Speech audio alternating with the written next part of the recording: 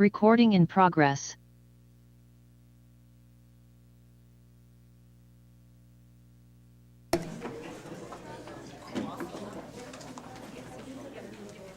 All right, everybody ready?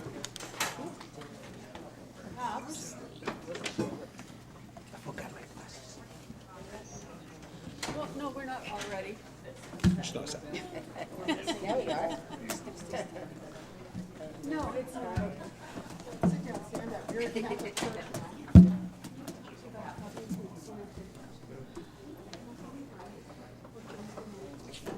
What is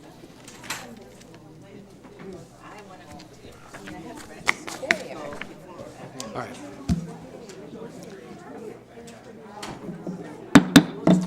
All right, good evening, everyone. Welcome to the Federal Way City Council meeting for June 7th of 2022. Would you all please rise for the Pledge of Allegiance?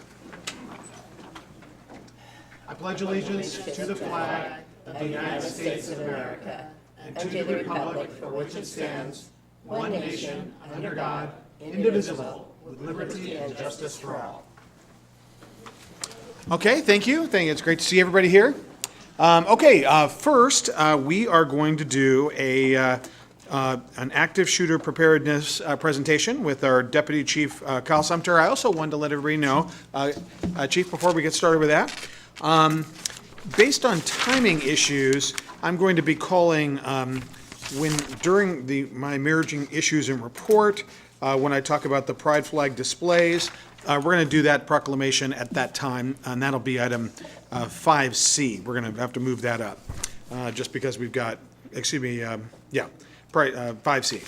All right, with that, Chief Sumter.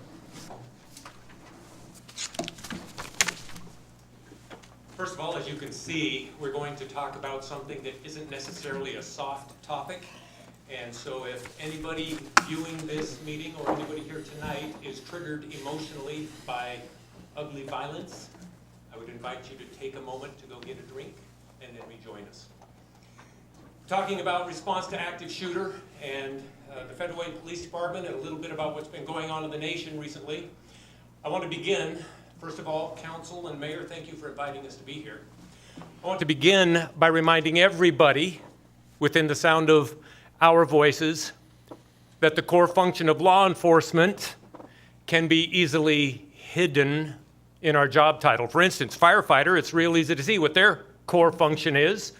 They do a lot of other services, but when there's a fire burning in town, they better be really good at fighting fires. It's in their job title. But when I say police officer, it's not quite as clear. For those of you with a military background, for instance, if I said, go outside, please, and police the grounds, you would go pick up the garbage, wouldn't you, sir? And so our core function seems to get hidden in the loud noise coming from society surrounding law enforcement. It's too easy to forget that among all of the other things we do, we better be the best at protecting people from violent predators. And so that's what we are talking about today. Let's not lose sight of that core function, because that is what drives the strategy that I will discuss here shortly.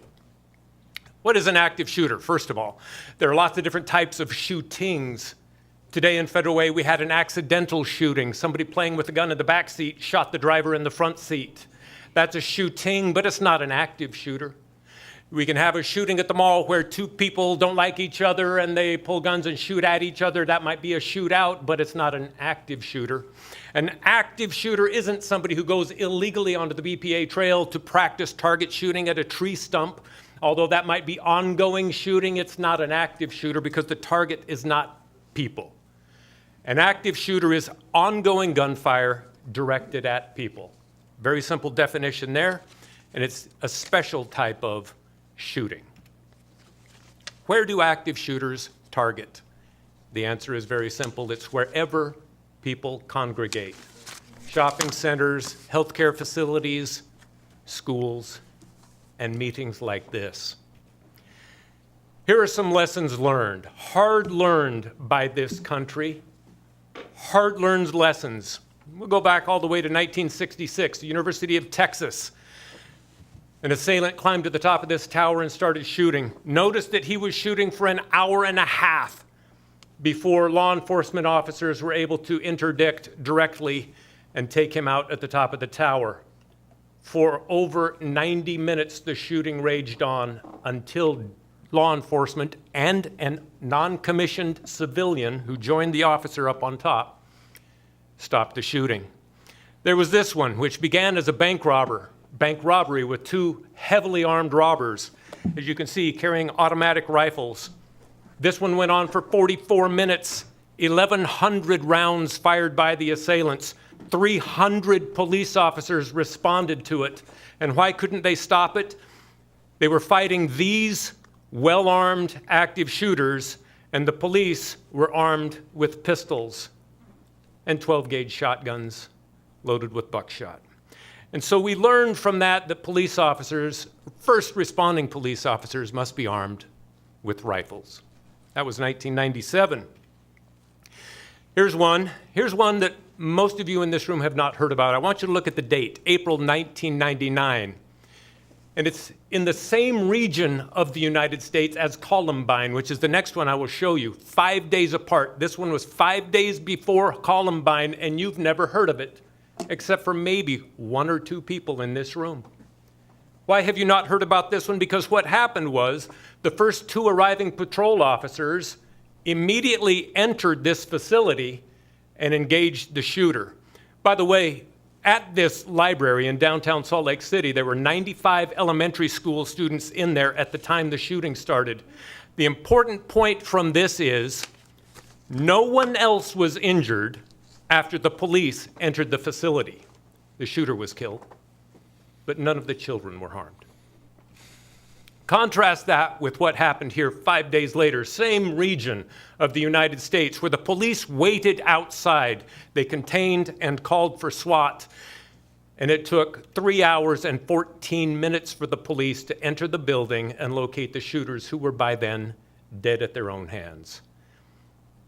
This one is infamous. We all know about this one. Why? Because of the role the police didn't play at this one.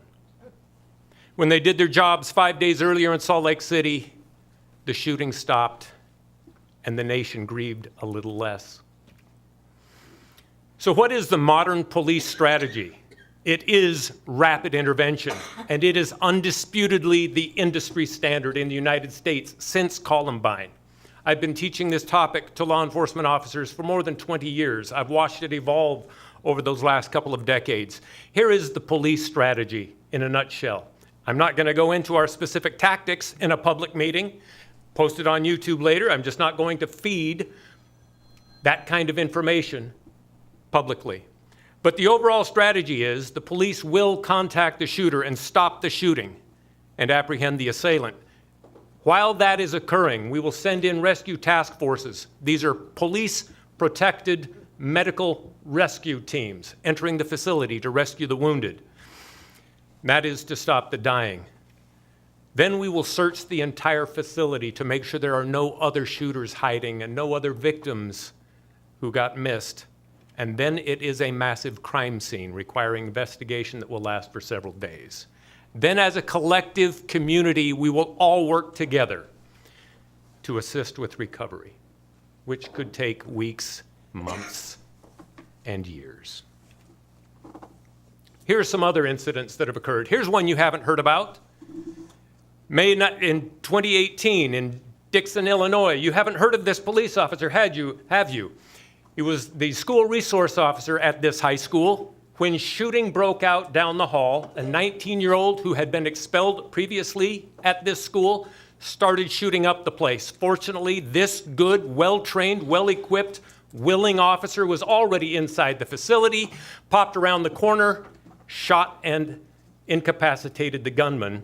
The important point is, with that rapid, immediate intervention, no one other than the shooter was injured that day. And that's why you haven't heard about it. So what about the Federal Way Police Department? What are we going to do? The Columbine approach or the Dixon approach? Well, I guess we don't really know, in spite of our training, in spite of our policies, unless we have one in Federal Way. Well, we had one. In 2013, we had one in Federal Way at this facility here. The police responded immediately. Within 2 minutes, they were on scene. This was at 9:30 on a Sunday night. For those of you who are an integrated part of the community here, this stands out in your mind. You remember it vividly. Police arrived within 2 minutes, immediately jumped out of the cars with their rifles in hands, and when they located the shooter, there was nobody else injured from the time the police arrived on scene, except the shooter who was killed. But 5 years after that, again back in 2018, we had this infamous experience in the United States. What happened here? There was an SRO at the school at the time the shooting started at 2:20 p.m. The school went into lockdown at 2:21. Here is a picture of that SRO at 2:22. You can see the timestamp in the upper left corner. This is 2 minutes into the shooting. The SRO is down there, Broward County Sheriff's deputy, and there he is 1 minute later, standing outside while the shooting was going on inside that building, where he stood, allegedly, for the next 10 minutes. So you've all heard about this one, haven't you? You've all heard about that one. Because the police didn't immediately intervene, and in fact, they delayed entry by the medical teams to rescue those who had been injured.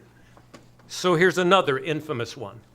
By the way, this police officer was charged with crimes for his inaction that day. What about this one then? This one occurred just a couple of weeks ago. The police reportedly waited outside that classroom for up to an hour while there were children inside wounded and bleeding out.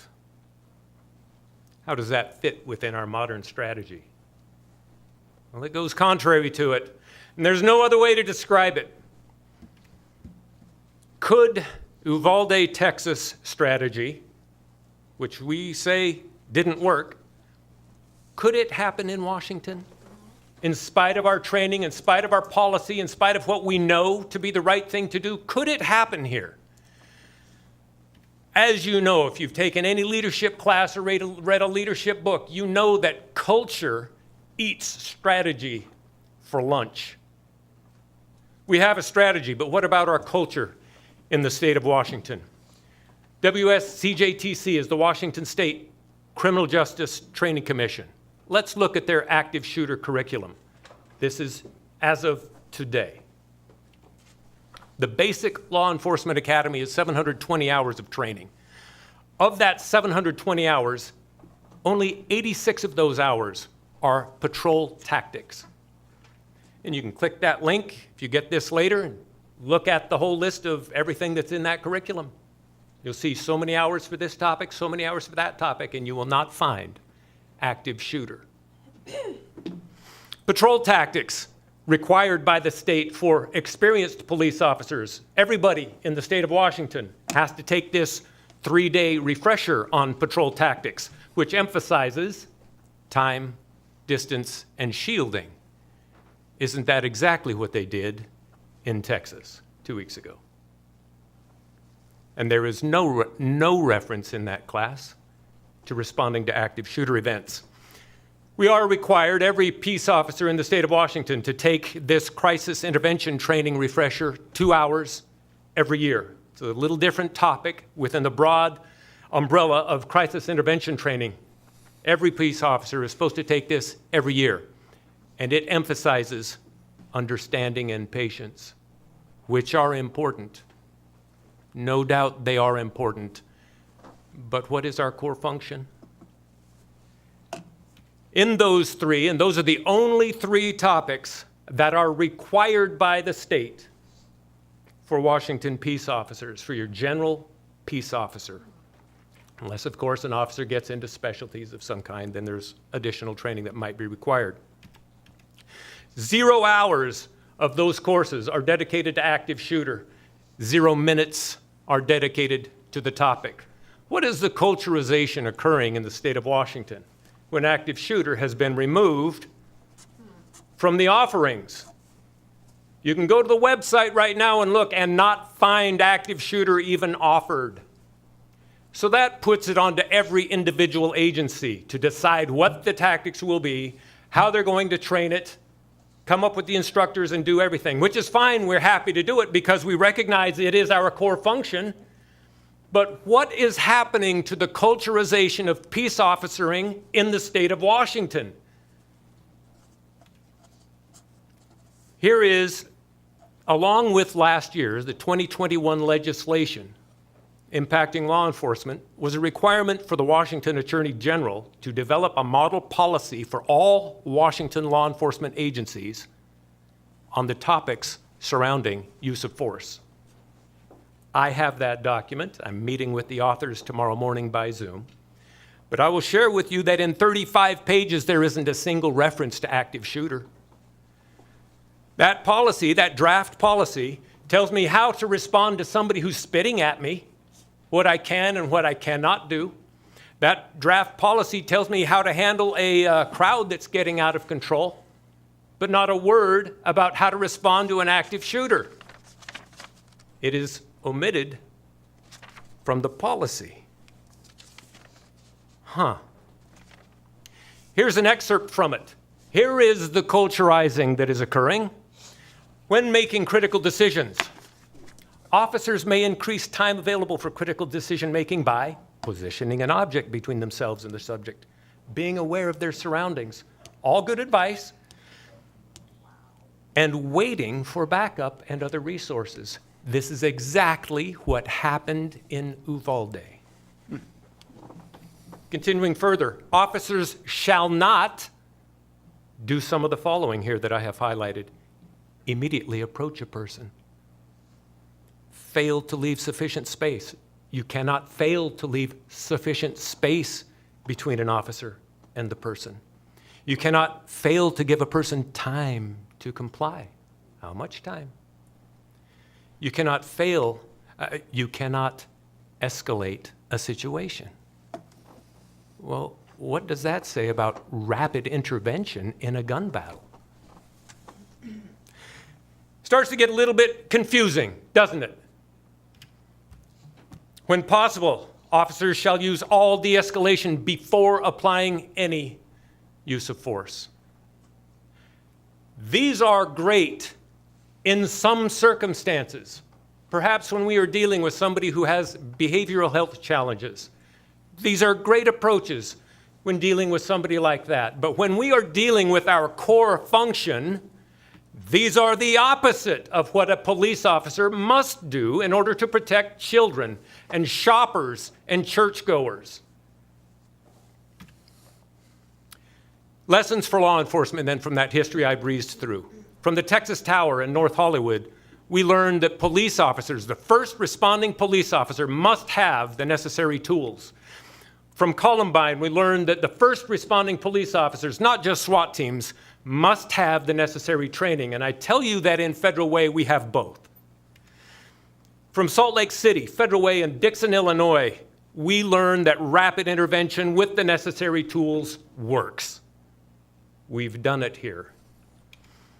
What about in Washington? What do we learn about what's happening here? I will tell you what we need, and that is a culture of legal clarity and support for law enforcement in our core function as protectors against ugly violence. I'm happy to take any questions. Chief, can you talk to us about the working relationship with the school district and what efforts are being made to make sure that our schools are safe? Sure. Prior to the pandemic, in fact, the year preceding the pandemic, Federal Way police officers went into every single school in Federal Way. Now, I better say virtually every, because we didn't go to home schools, and there may be some like that or hybrids that we didn't make it to, but every single public school and the larger, more visible private schools, we went and engaged with their staff in active shooter preparation and training. Every single school just prior to the pandemic. And we are in regular contact, of course, with the school district. Our school resource officers, we have one in every high school. They are well-trained, well-tooled, and willing to do what must be done. All right, thank you. Council, any questions? Council President Kochmar. Thank you. Thank you for your excellent presentation. I have two questions. what's your opinion of having SROs in the elementary schools and middle schools? And what's your estimation, are we doing any training with churches? Yes, I'll take the second one first. Yes, we do training with churches. I have done some of that. Our Lieutenant Jed Tan has done a lot more recently than I have been doing it. Any request we get from any house of worship, we respond and go and help. We recommend they have a security team. We work with their security team. The first question was, what do I think about having SROs in all of the schools? That's merely a monetary question. I think it should, in today's society, it's almost a necessity. Okay, thank you. Deputy Mayor Honda. Actually, Councilmember Norton. was before me. Thank you for your presentation, and I just wanted to give a brief comment. So when I did my ride-along, when I first came on board the city council, the person that I rode with was an amazing young man, and there was a firearm incident where people were terrified. And we arrived on scene, and my heart was just beating out of my chest. And there were probably 3 or 4 cars, and they handled it so efficiently and so well. And they caught the guy, and they took the firearm from him without anything being, and this person had been threatening someone at an apartment complex. And I mean, people were hiding behind cars. It was really scary. And I just thought that our police handled it so well, and I felt safe, and I was right there. I mean, I was there. I was in a police car, but I just have to say that from my own personal experience, I think that our police department handles those kind of situations very, very well. And it was really exciting. It was like better than Disneyland. That's what I told him. I said, I want to come back. That was so awesome. But I mean, it was really scary. But that was all. I just think that our police department handles those situations very professionally and disarmed the guy. And it took a while, but they got it done. And they did it without anyone being harmed. Good. All right, Deputy, thank you. Deputy Mayor Honda? Thank you. So I have a question, and if you don't know the answer, or don't want to answer, that's fine. We've heard that people would like every school to have a metal detector at the door. When I was PTSA president at Sahali right after the Columbine shooting, the children at the school asked us to buy a metal detector. The PTSA had the money to do it. We offered to do that. The school board said, no, we were not allowed to do that, so we couldn't buy them a metal detector. But the kids wanted one. Excuse me. So would that help? And would arming staff with firearms, would that help in an active shooter situation? Wow, these are big questions. All of these questions are coming to a security-minded individual. And I'm giving you my perspective, but I also recognize there are a lot of perspectives into answering each of these questions. It depends on who the teacher is, right? Not everybody should be carrying a gun around. That's just unquestioned. Not everybody should have a gun on their hip or in their pocket. And that could be a half-hour conversation right there. Okay. And if I may go back to should there be a police officer in every school?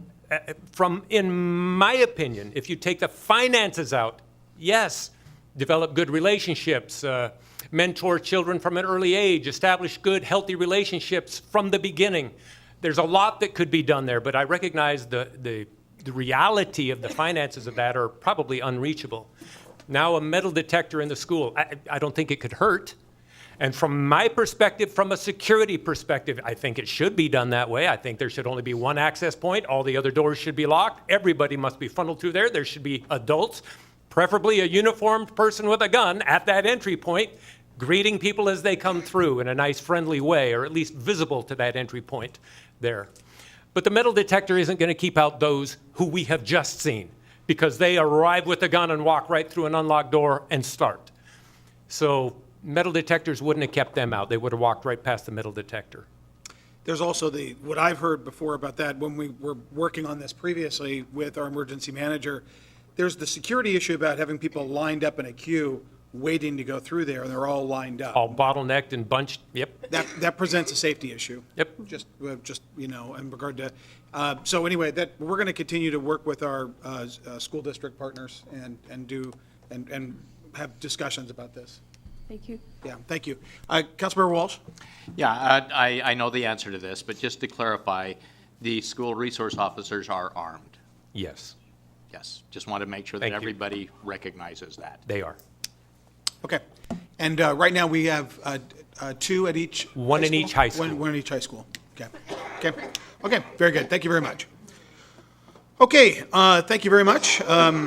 So our recent community events, we had the South King County Scholar Athlete Fund silent auction and lunch on Saturday, May 21st. That was at our very own Performing Arts and Event Center. Our King County Councilmember Pete Von Reichbauer was the host of that. We had former NFL great Steve Rabel as the host, and we had Lenny Wilkins, the multiple Hall of Fame entry coach from the the Sonics. So Lenny Wilkins was there. It was great to see him. He put on a great, and a lot of money was raised for our young students. We had the Multi-Service Center MSC 21st Annual Crab Feed and Auction. That was just this past Saturday in Renton, at the right there at Lake Washington, at the hotel there. Absolutely beautiful. Then we had Blue Poppy Days also on May 21st. So it's been busy. Mayor, may I say something about Blue Poppy Days? Sure. So I was on the Arts Commission when we started a relationship with the Rhododendron Gardens, and that relationship has only grown since then. And Blue Poppy Days this year had over 2,000 people that entered, free of charge, to be there in the gardens, and for all of the artists that were performing and having their artwork there. And both parking lots at the Weyerhaeuser corporate building were full. Right. That hasn't happened in ages. So it was an exciting day. It was a beautiful day out. And thank you to the Arts Commission and the Rhodey Gardens for their working together for all these years. All right, thank you very much.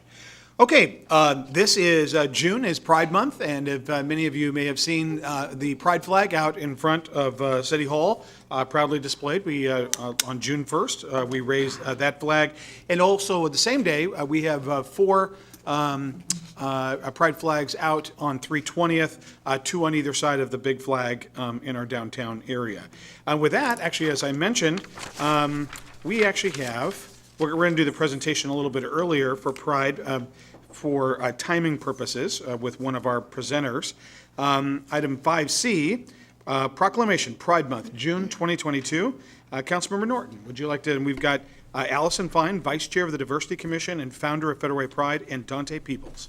So, Allison, if you want to make your way up, along with Dante. From here and then hand it to them. Okay. All right. You take that. Take this first and then read it? No, you take that one after you read it. Okay, all right. As the mother of a non-binary queer, I thank you for allowing me to read this. Proclamation Pride Month. Whereas the City of Federal Way cherishes the value and dignity of each person and appreciates the importance of equality and freedom, and whereas all are welcome in our city way to live, work, play, and every family deserves a place to call home where they are safe, happy, and supported by friends and neighbors. And whereas we denounce prejudice and unfair discrimination based on age, gender identity, gender expression, race, color, religion, marital status, national origin, sexual orientation, or physical attributes as an affront to our fundamental principles. And whereas we appreciate the cultural, civic, and economic contributions of our lesbian, gay, bisexual, transgender, queer plus, LGBTQ plus community. And whereas Pride Month began in June of 1969 on the one-year anniversary of the Stonewall Uprising in New York City, after LGBTQ plus and allied friends rose up and fought against the constant police harassment and discriminatory laws that have since been declared unconstitutional. And whereas it is imperative that all people in our community, regardless of sexual orientation, gender identity, and expression, feel valued, safe, and supported by their peers and community leaders. And whereas, despite being marginalized, LGBTQ+ people's powerful advocacy and continued quest for equality should be celebrated with authenticity, acceptance, and love. Now, therefore, we, the undersigned mayor and city council of the city of Federal Way, do hereby proclaim the month of June 2022 as LGBTQ+ Pride Month in Federal Way, Washington, and urge residents to recognize the contributions made by members of the LGBTQ+ community and to actively promote the principles of equality, liberty, and justice.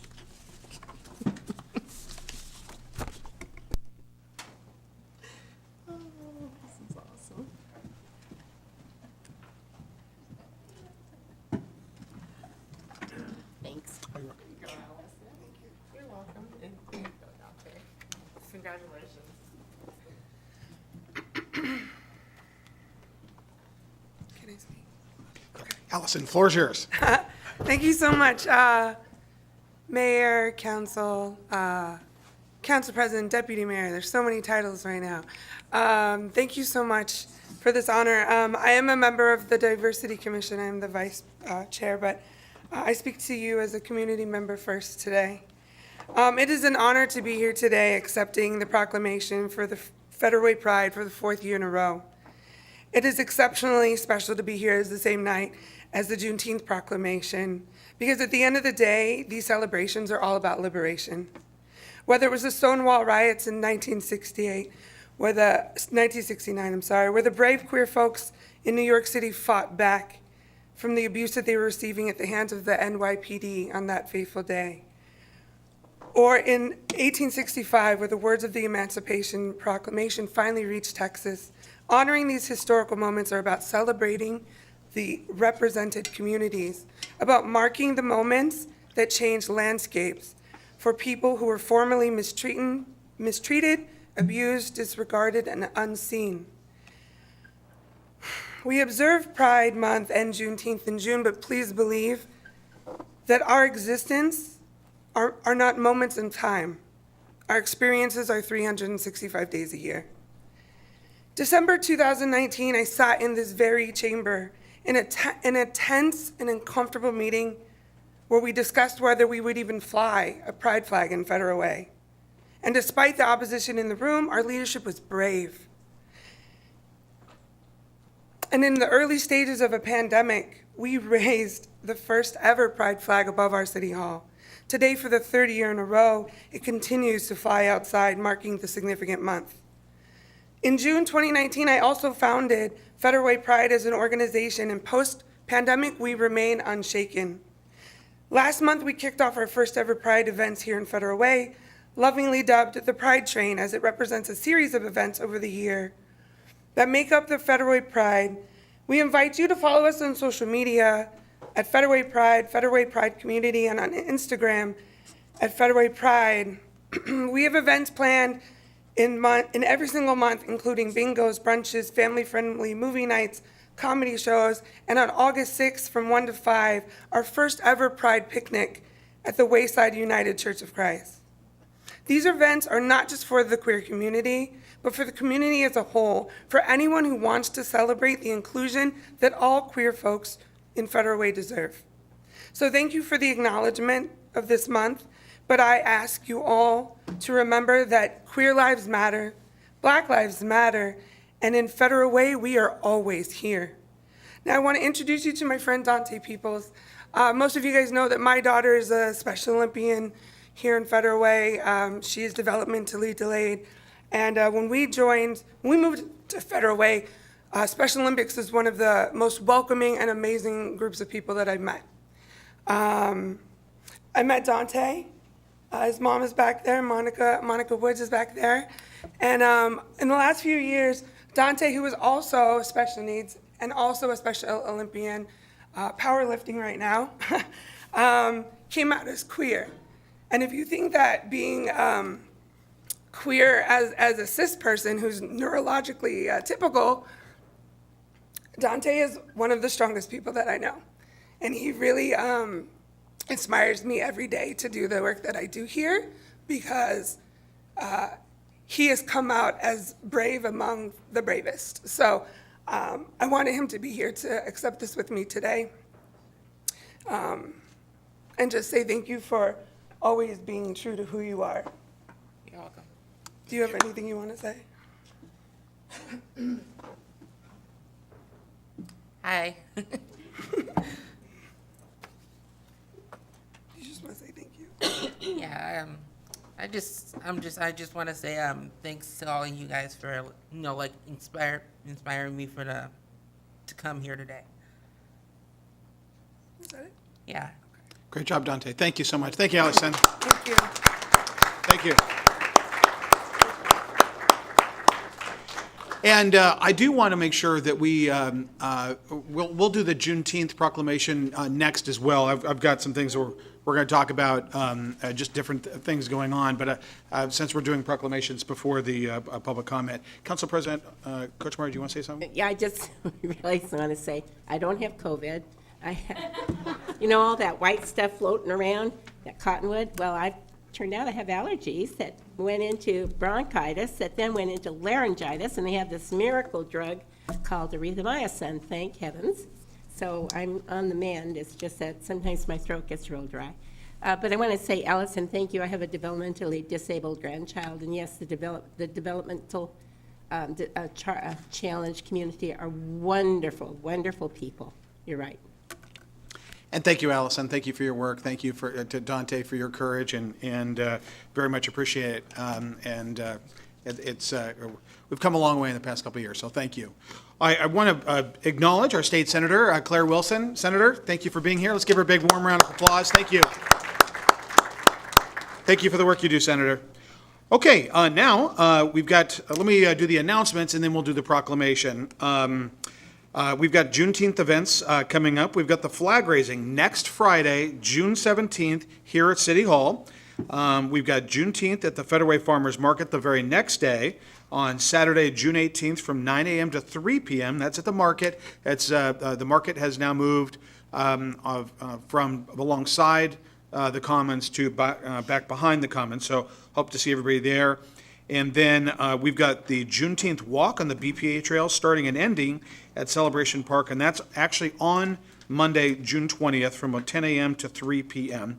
And then, obviously, Monday is the state and national holiday for Juneteenth. So let's go ahead and accelerate also the Juneteenth Proclamation, which is item 5B.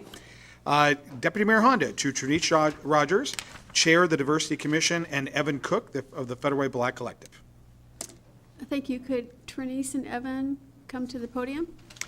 And as come on up, Trinice and Evan.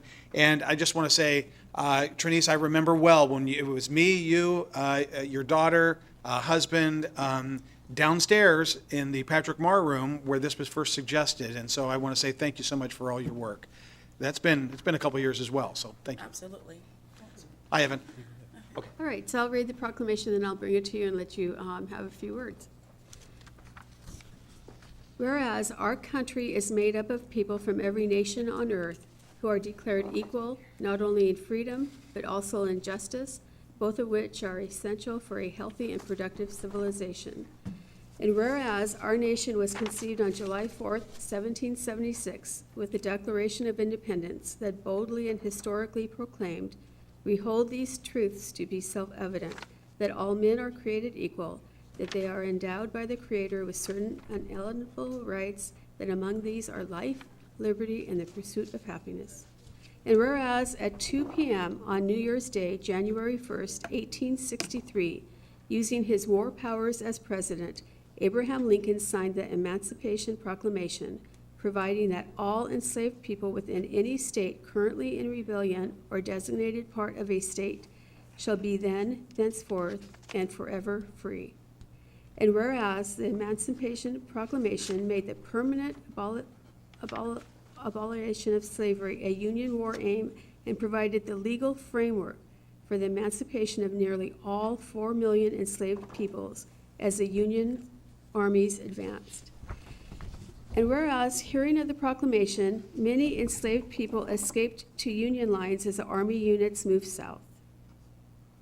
And whereas, on June 19, 1865, almost 2.5 years later, Major General Gordon Granger arrived in Galveston, Texas, and announced the end of both the Civil War and slavery with this announcement: the people of Texas are informed that, in accordance with a proclamation from the Executive of the United States, all slaves are free.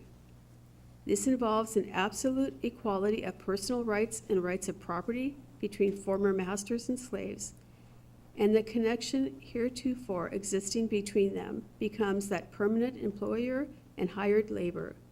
The freedmen are advised to remain at their present homes and work for wages. They are informed that they will not be allowed to collect at military posts, and they will not be supported in idleness either there or elsewhere. And whereas Texans began the celebration of Juneteenth in 1866 with community events such as parades, cookouts, prayer gatherings, musical performances, and historically cultural readings, some communities purchased land for Juneteenth celebrations, such as the Emancipation Park in Houston, Texas. And as freed families immigrated from Texas to other parts of the United States, they carried the Juneteenth celebration with them. Whereas Juneteenth is a day held in high importance for our African American brothers and sisters and is known as Americans' Second Independence Day. And whereas for the first time this June 19th, 2022, Juneteenth will become an official state and federal holiday, a long overdue recognition. And whereas the City of Federal Way is proud to celebrate this important National Day of Freedom and is committed to creating a more just, inclusive, and equitable community. And whereas in Federal Way, we celebrate our 3rd annual Juneteenth flag raising ceremony and celebration. Now therefore, we, the undersigned Mayor and City Council of the City of Federal Way, do hereby proclaim June 19th, 2022 as Juneteenth in Federal Way, Washington. And we encourage our community to celebrate this important holiday with friends and family, remembering the sacrifices of so many who have come before to ensure that all Americans remain free.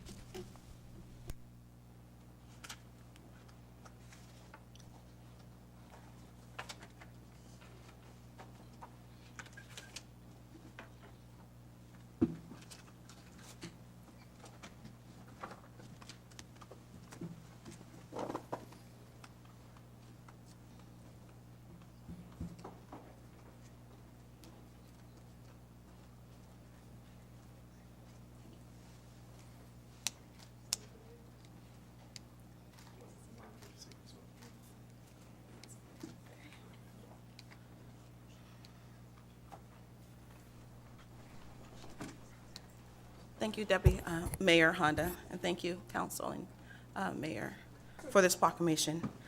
About 10 years ago, I reached out to the city asking just generally, what are we doing as a city to celebrate Juneteenth? As a mother of 5, I originally went outside the city limits to celebrate Juneteenth, and I thought it would be fair that my children can celebrate Juneteenth within their own community. So I thank you for that follow-up I received, and I thank you that we're here today. On June 18th, 2019, during an interview for my post as a diversity commissioner, I educated the council about, I brought up Juneteenth, and I subsequently educated the council about Juneteenth.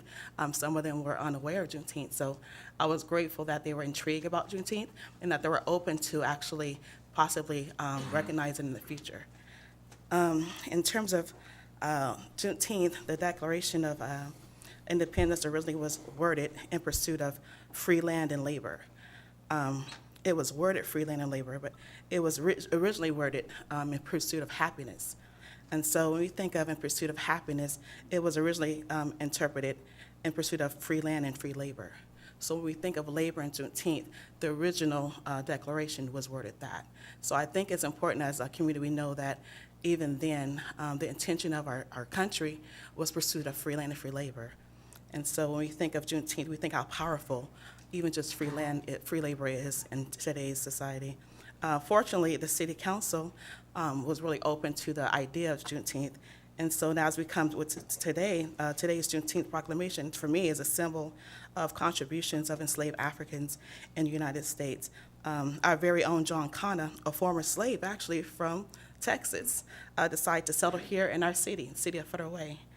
And he made countless contributions to not only Federal Way, but the entire state of Washington through civic engagement and his generous land donation to what we know now as the Joint Base McCourt, Lewis. And so we're excited that we are continually excited. We're continually willing as a community to celebrate Juneteenth. And I'm really looking forward to the time where we can eventually just really embrace Juneteenth and make it more of a community-based effort.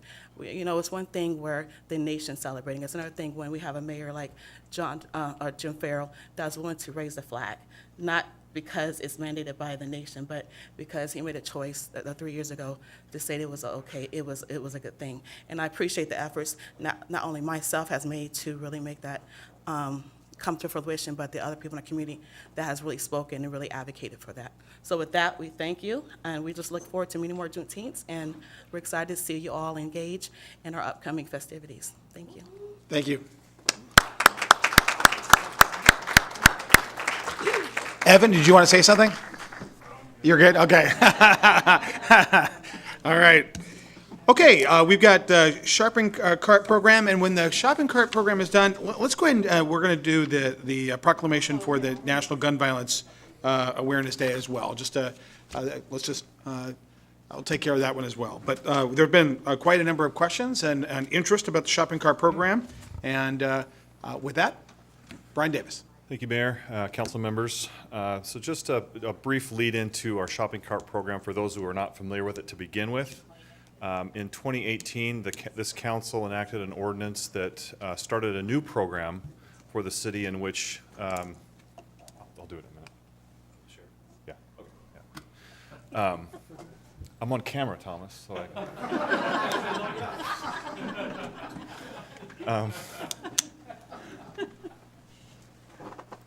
okay. Where the city would go and retrieve the carts, but then return them to the stores for a fee, because previously we had volunteers going out and collecting the carts and just returning to the stores at no cost at all. So it's just a big revolving door that was happening with the carts throughout the city.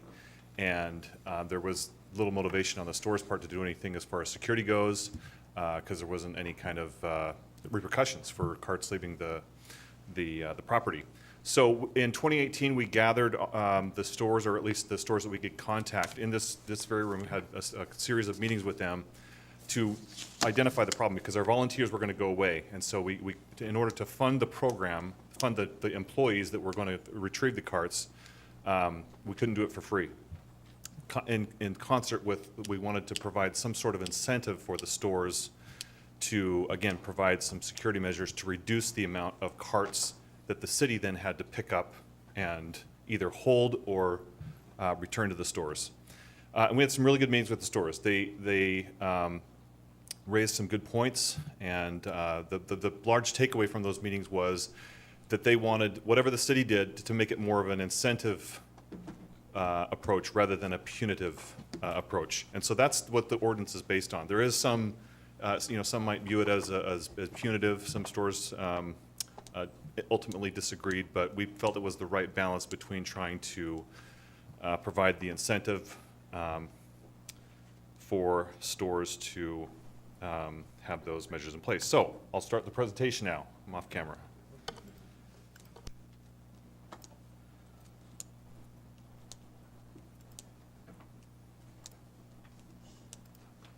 Okay, so this is a graphic that we worked up at the time in 2018.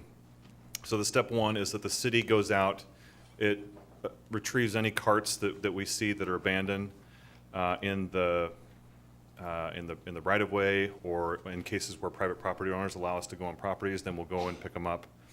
And this is done through different staffing efforts. One is that we do have a dedicated shopping cart person to collect carts that are on private property. We also have a team of street workers in the Public Works Department who also occasionally help as well. And so it's a good team effort to retrieve those carts. We don't want to. we don't, the message at the time of the city council, we don't want a city full of shopping carts. And even though you do occasionally see carts on the street, we do our best effort to pick them up that day. Now, if you go into the woods, it's a different story. There's many carts in there, and we acknowledge that. The program was intended to beautify the city, and so for those carts that are visible to the average person on the street, that's what it was intended to pick up. So the city gathers it up. Step 2 is we take it to a location, and that is the city owns property. It's the Brook Lake property on 356th and just off of Pack Highway there. And that we have a lot there where we store the carts, and we hold them there for either the stores to come get them, or if they don't get them, then we wait till we have a big enough load to haul it to either the recycler, if they're still in a condition that we can get some value out of it, or if they're not, then we put them in a dumpster, and then the haulers come and take that away. So after we get the carts, we contact the retailers, and we say, hey, we got your carts, come get them, or they're gonna go away. If they come and get them, there's an impound fee. It's like if your car was towed, you go to the impound and then you pay a fee. Similar with shopping carts. The stores have to pay a fee to get the carts back. And so that's what they do in this case. Is step 4 is they say, yes, we want our carts back, and they'll either come and get them, they'll come and get them with a $25 fee per cart. Step 5, any unclaimed carts are then, again, as I mentioned before, they're salvaged. So ones that we can get value out of, we'll take the recycler, and those that we can't, the plastic ones we can't get value out of, so they go to the dump. One thing that we have, well, it's not, and again, this is something that we worked up in 2018 when this was adopted. So phone number still is the same, but the website to submit to let us know that there's a cart. This doesn't work anymore, so most of you are familiar with the Eyes on Federal Way app. That's the best place to let us know that there's a cart, and our team will get right on it. So apologies for the old graphic, but we put a lot of effort in this graphic. Looks really nice, but just some of this, the website is old now, so just take note of that. One thing I will say, going back a step on this step 4, where retailers claim the carts, something that we started about a year and a half ago was that the stores said, hey, is there a way that you could return the carts for us? And we initially said, no, you want the carts, you come and get them. But then we thought, with the effort, and we did the math of staff time, and so we figured out a way, a rate, that if we had enough carts, and I think it's 5 or more, if I remember correctly, 5 or more carts from the store, then we can then haul them back to the store for a reduced fee or a haul fee rather than $25 per cart. And that's worked out pretty well. That's given them, the stores, back carts that are usable for carts that they want back. And I'll get into, in a few minutes, I'll get into some of the things that the stores have done on their end to either prevent carts from leaving or for themselves to retrieve carts through their own efforts, which is, again, that was intended with what the council passed in 2018, was to be a team effort. Okay, so at the May Land Use and Transportation Committee, I gave a similar presentation, and there were some questions that the committee raised, and I'm going to go through those here now. So first question was, why do stores not use security measures to keep carts from leaving the property? 2 big issues was cost and lease restrictions. When the stores don't own the properties, we found that the property owners are reluctant to have security measures installed because a lot of the security measures for carts involve underground loop systems, so that like if a cart is about to leave the property, then some of the wheel locking devices are based on it leaving the property, and so the detection measures are underground, and that involves ripping up the ground in some cases. And so there's some landlord issues with doing that.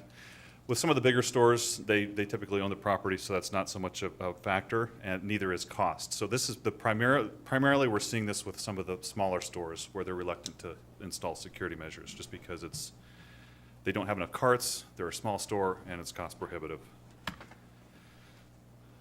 Second question, can we require security measures rather than just suggest them? The answer is yes, but getting back to those meetings that we had, They said, please use an incentive approach, and that's what we've done. And as a result, we've seen a gradual transition by stores to install them since the 2018 ordinance, and I'll get in more detail on that in a minute. And again, a mandate, any kind of requirement that the city would have, it would, the stores that would be hurt most by that are the small ones, not the Target, Safeway, Walmart, Winco. They would adjust. It's the small ones that would be, have difficulty with that. What have other cities done? So these are some fees that we've encountered, that we looked into of what other cities are doing for cart retrieval. Auburn's $30, Lakewood's $100, Longview's $25, Renton is $100. If they do 12 or more of the month, then they say you're not doing a good enough job, and we're going to charge you $200. Yakima is $115, and we are $50. Again, it's a two-part fee, one for the impound and one for the disposal. And then some cities that we found, we went outside Washington and we looked at other states, or cities in other states, and we found that some of them do an approach where they require every store in the city to apply for an annual license, kind of like a business license.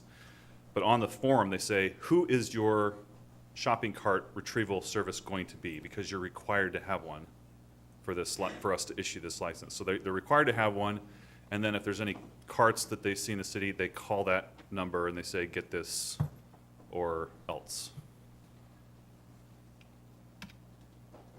Why do some stores in other cities use security measures but ours don't? So again, we're in a transition phase right now where we're starting to see more stores in the city, in our city, employ security measures. Fred Meyer and Home Depot have the locking wheels. Target said they want to, but again, they're dealing with a situation with Sound Transit, with the light rail tracks coming across, and their property being the end of line until the Tacoma Dome link extension extends beyond that. So for the next 10 years or so, when the Federal link extension is done, then they'll have more certainty of what they'll do, and that's in 2024 is when they would like to do that. And then Winco said that they're looking at it for later this year, August specifically, that they're gonna gradually phase out their current inventory of carts for carts that have locking wheels. Oops, skipped one. Wouldn't it be more cost-effective and operationally efficient to pay a third party to take carts to the recycler than to have staff do it? We found that the answer is no. So for the city to break even, it's a 90-minute round trip to the recycler, and for it to be more cost-effective to the city, the trip of the third party would have to be cheaper than the staff time and the overhead for us to do a 90-minute round trip. And we found that right now that's not the case. They want to charge more than what our staff time and overhead would be. And we don't do it very often. We only do it 3 or 4 times a year. So the time that the staff is away from patrolling the streets it's not very much. So at this time, it's more efficient for us to do it. And this is only, to be clear, this is only about recycling. So for the carts that are thrown away, we put them at Brook Lake. We have a dumpster, and we wait until that's big enough. And then Waste Management, a third party, does come and take that to the dump. So there already is a third party involved with disposal, but for recycling, we do it. Can we offer the stores to give back all their carts at Brook Lake for free if they come and get them? I'm going to go ahead and read this. I'm not one for reading my own PowerPoints, but I think this was carefully worded, and I want to kind of stick to it. So based on the 2018 ordinance, no. Ordinance was passed by the council after a lengthy collaborative input from the stores, which was intended to incentivize stores in preventing carts from leaving the property and employing retrieval services to return them. If the city returned them for free, there'd be no motivation for stores to take either of these actions. Prior to the 2018 ordinance, the city collected and returned for free about 3,000 carts a year. Since passage of the ordinance, the city collects and impounds for a fee about 2,000. So we've seen about a third reduction from what we were doing just based on the 2018 ordinance. And what we have seen is there are cart retrieval services out there that the stores have presumably employed to get the carts. Can we make it illegal for carts to leave the store property? And can the police cite people with carts off-site for possession of stolen property? So, police have looked into this, and based on their attempts to do this, the stores are not interested in pressing charges for people that take carts. And so that makes it more difficult for us to prosecute. If we were to do it just on our own, just, to pass I mean, we do have a law about, stolen property, but in order for us to then arrest someone, we would need to, we need to know it was them that took the property. It can't just be someone walking on the sidewalk and say, hey, you got stolen property, we're gonna arrest you. The police have to see them, witness them taking the carts from the store for us to prosecute. So there has to be, a known, and that the person is knowingly preventing the use of the cart on the store. So I believe that is the last one. It is. So anyway, that's the, oops, did I just end the Zoom? No, I'm good. Okay.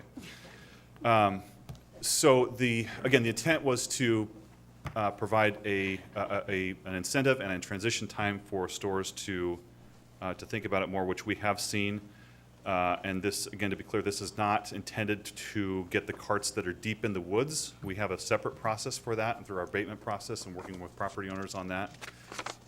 It's mainly to get those carts that are readily visible in the city to prevent it from being cluttered and beautifying the city. So, Okay.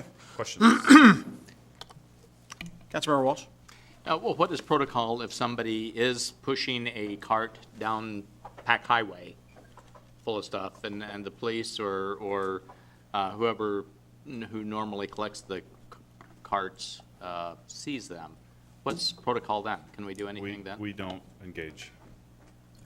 With someone who has a cart full of stuff, we don't typically engage. If they abandon it, we do.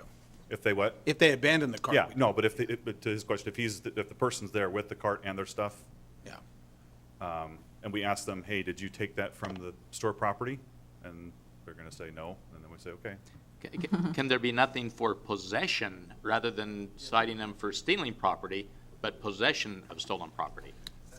Yeah, and the statute says that they have to, that we have to know that they knowingly took it off property with the intent to prevent the owners from having the carts for other use. That's a state statute? It is, yeah.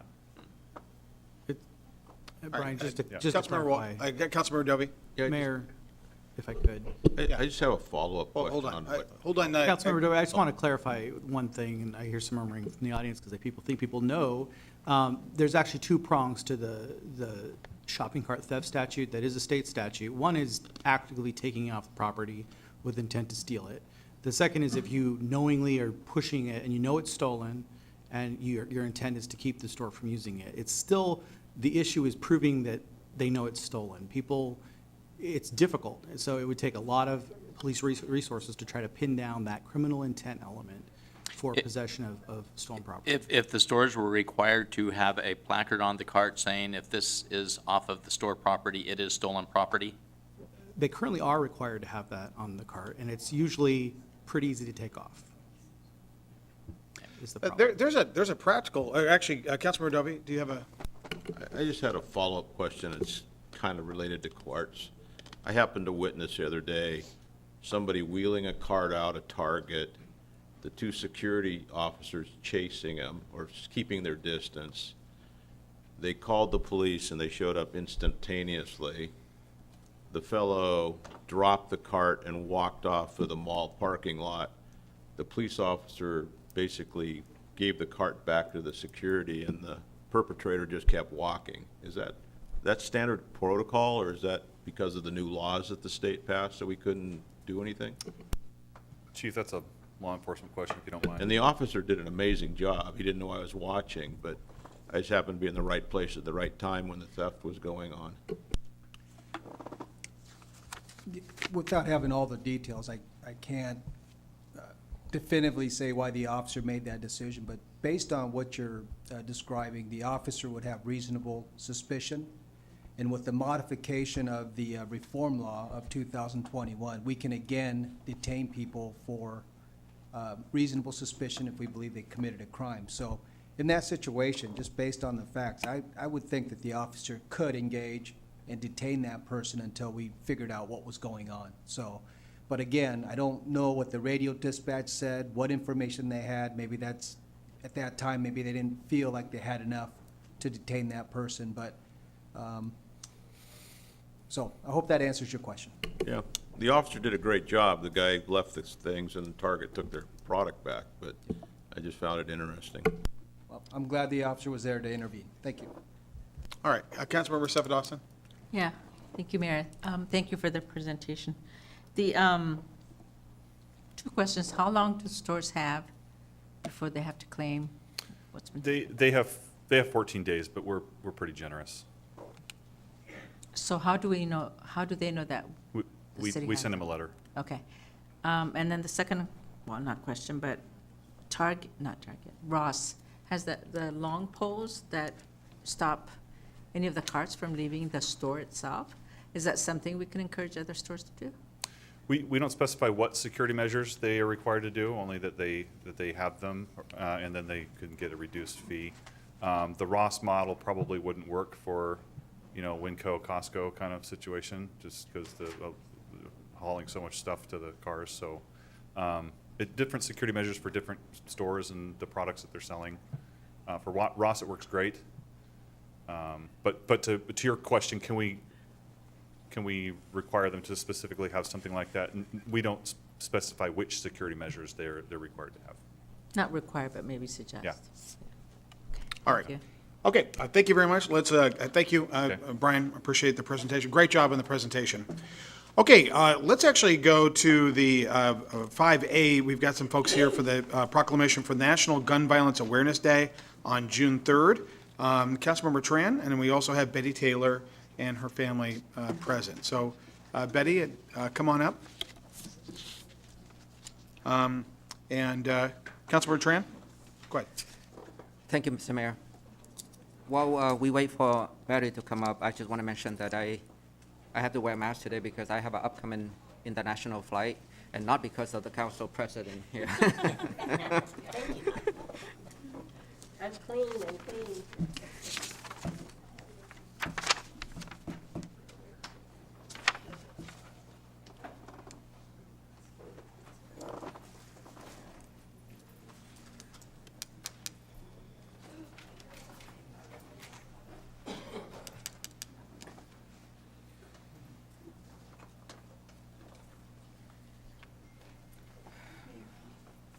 Great, thanks.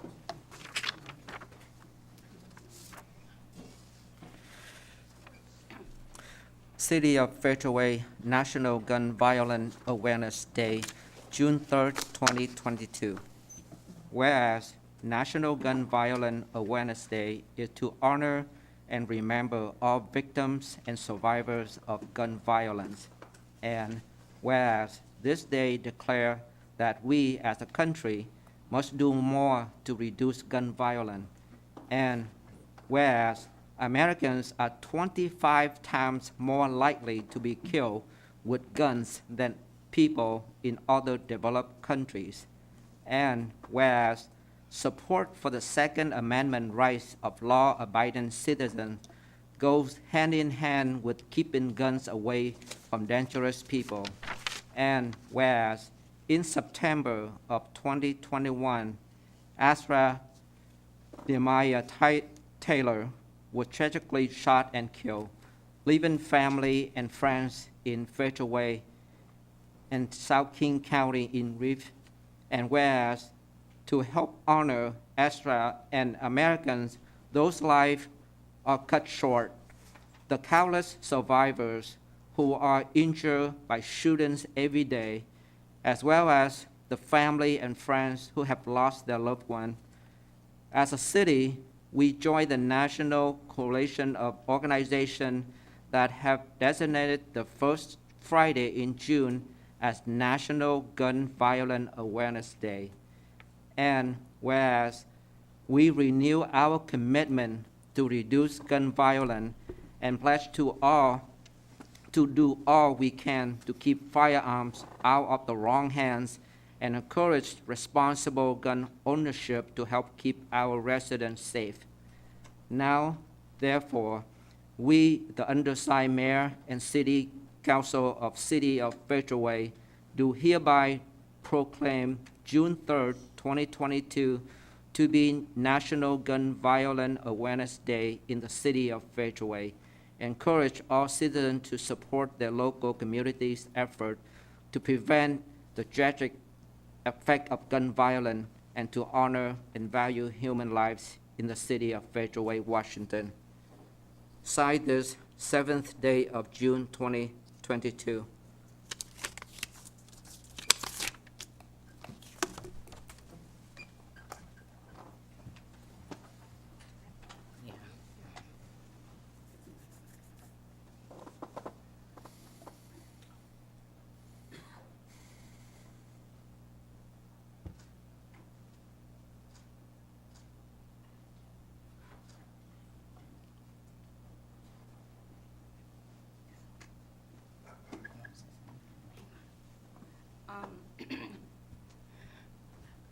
This is my daughter, Selena.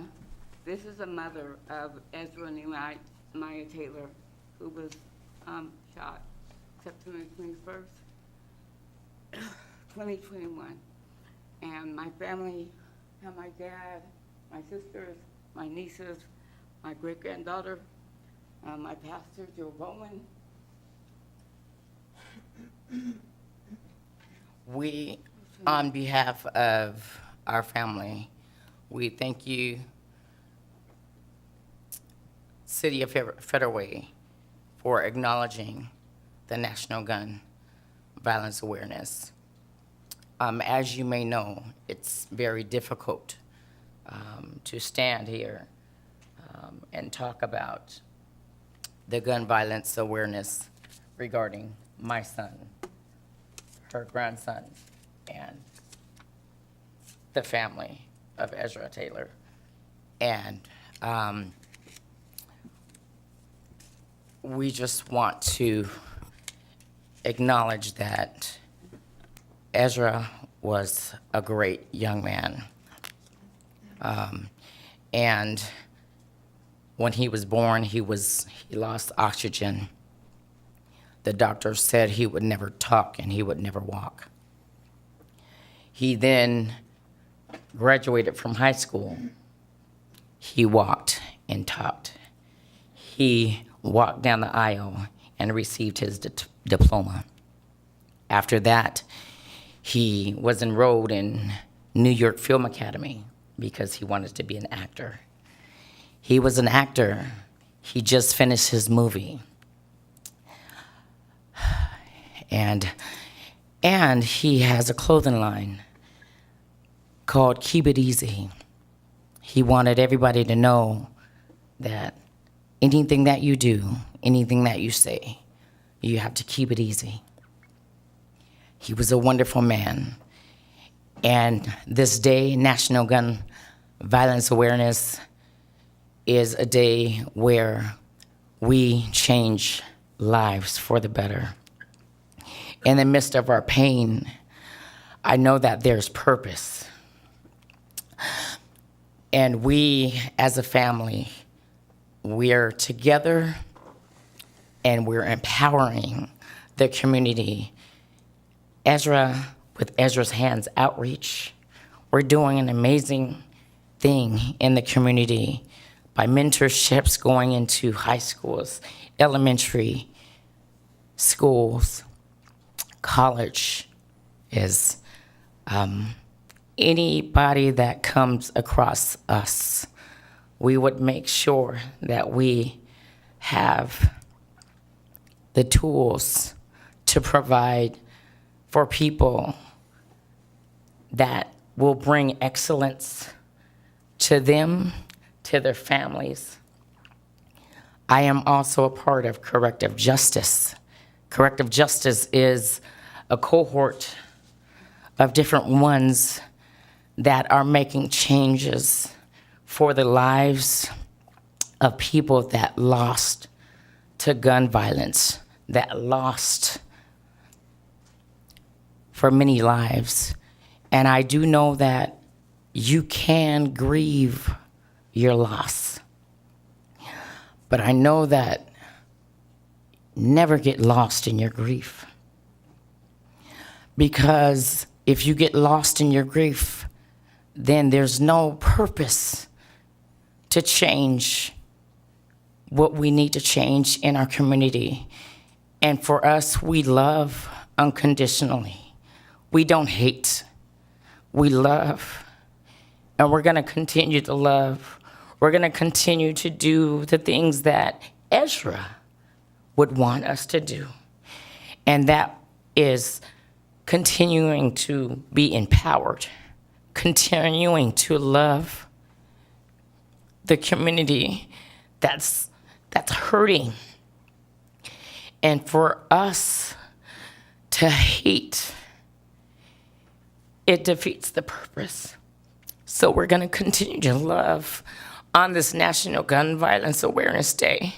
And I appreciate everyone who's been by our side and in our back, behind our back, on our side, that we can continue to do the work that we need to do to make a change, even if it's one person at a time.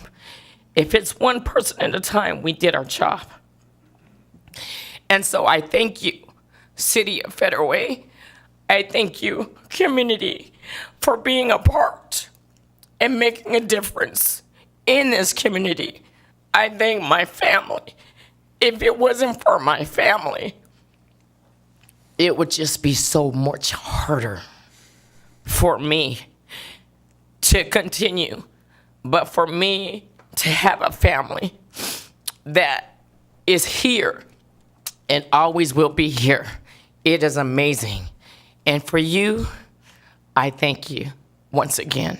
I appreciate this proclamation, and we will cherish this, and we will continue to fight for National Gun Violence Awareness. Thank you.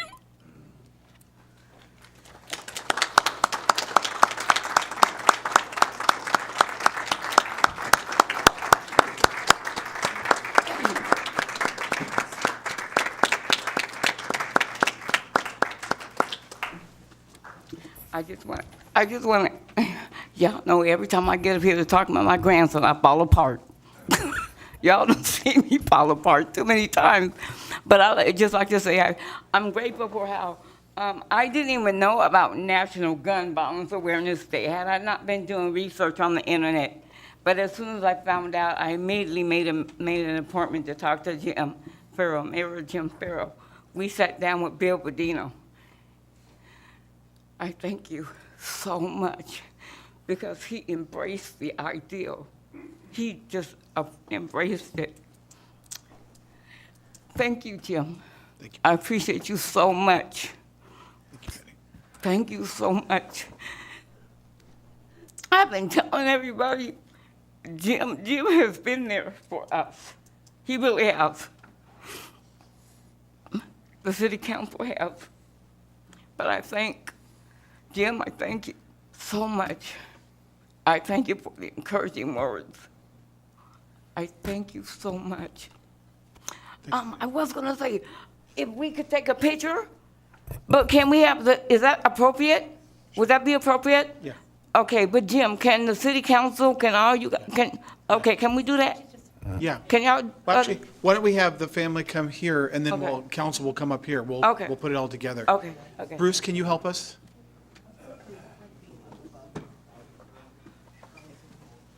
What do you think? Should we go down or should we? You guys, let's go down. Let's go down. Can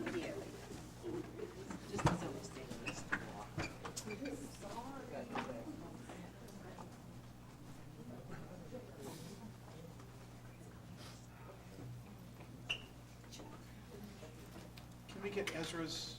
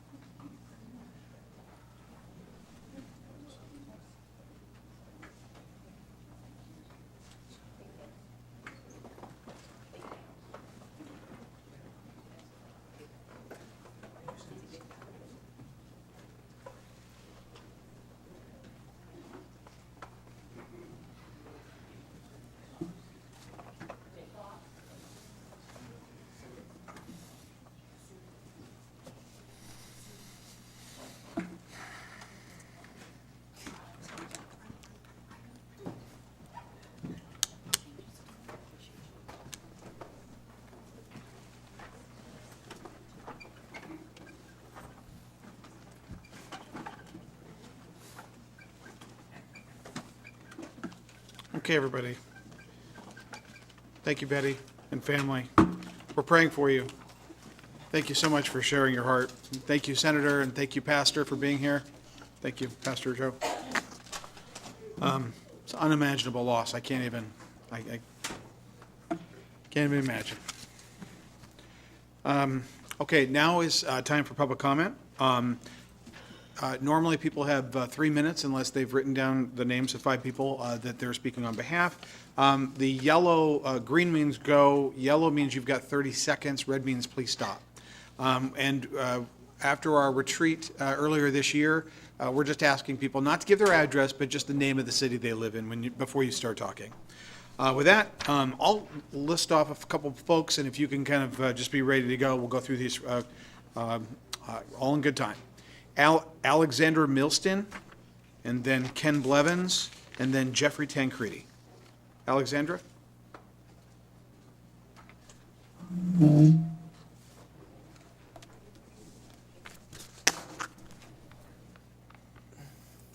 My name is Alex Milston, and I'm a resident of Federal Way, Washington. I believe that it would be beneficial to the city of Federal Way and its citizens to work towards transitioning the city towards mixed-use zoning where commercial and residential developments are built together. Mixed-use zoning would benefit the city greatly, as it increases the net revenue of property and gives shops located on that property a stable base of customers, which can increase business and the local economy. It would also benefit the citizens of Federal Way as well, as having businesses and shops that we can easily walk towards would save us money on gas and, in the long term, could even make owning a car optional, which would save citizens thousands of dollars a year. It would also increase the community within Federal Way, which would make citizens happier and improve mental health. Federal Way has already taken the first few steps towards increasing the presence of mixed-use developments within the city, with a mixed-use complex across the road from Safeway alongside 320th. I believe that we can take more steps towards transitioning and improving the city. One of the largest steps we could take would be building mixed-use developments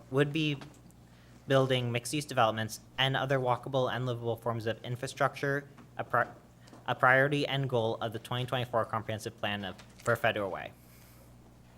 Adding this to the comprehensive plan would guide the development of our city's infrastructure in a very positive direction for the next 20 years.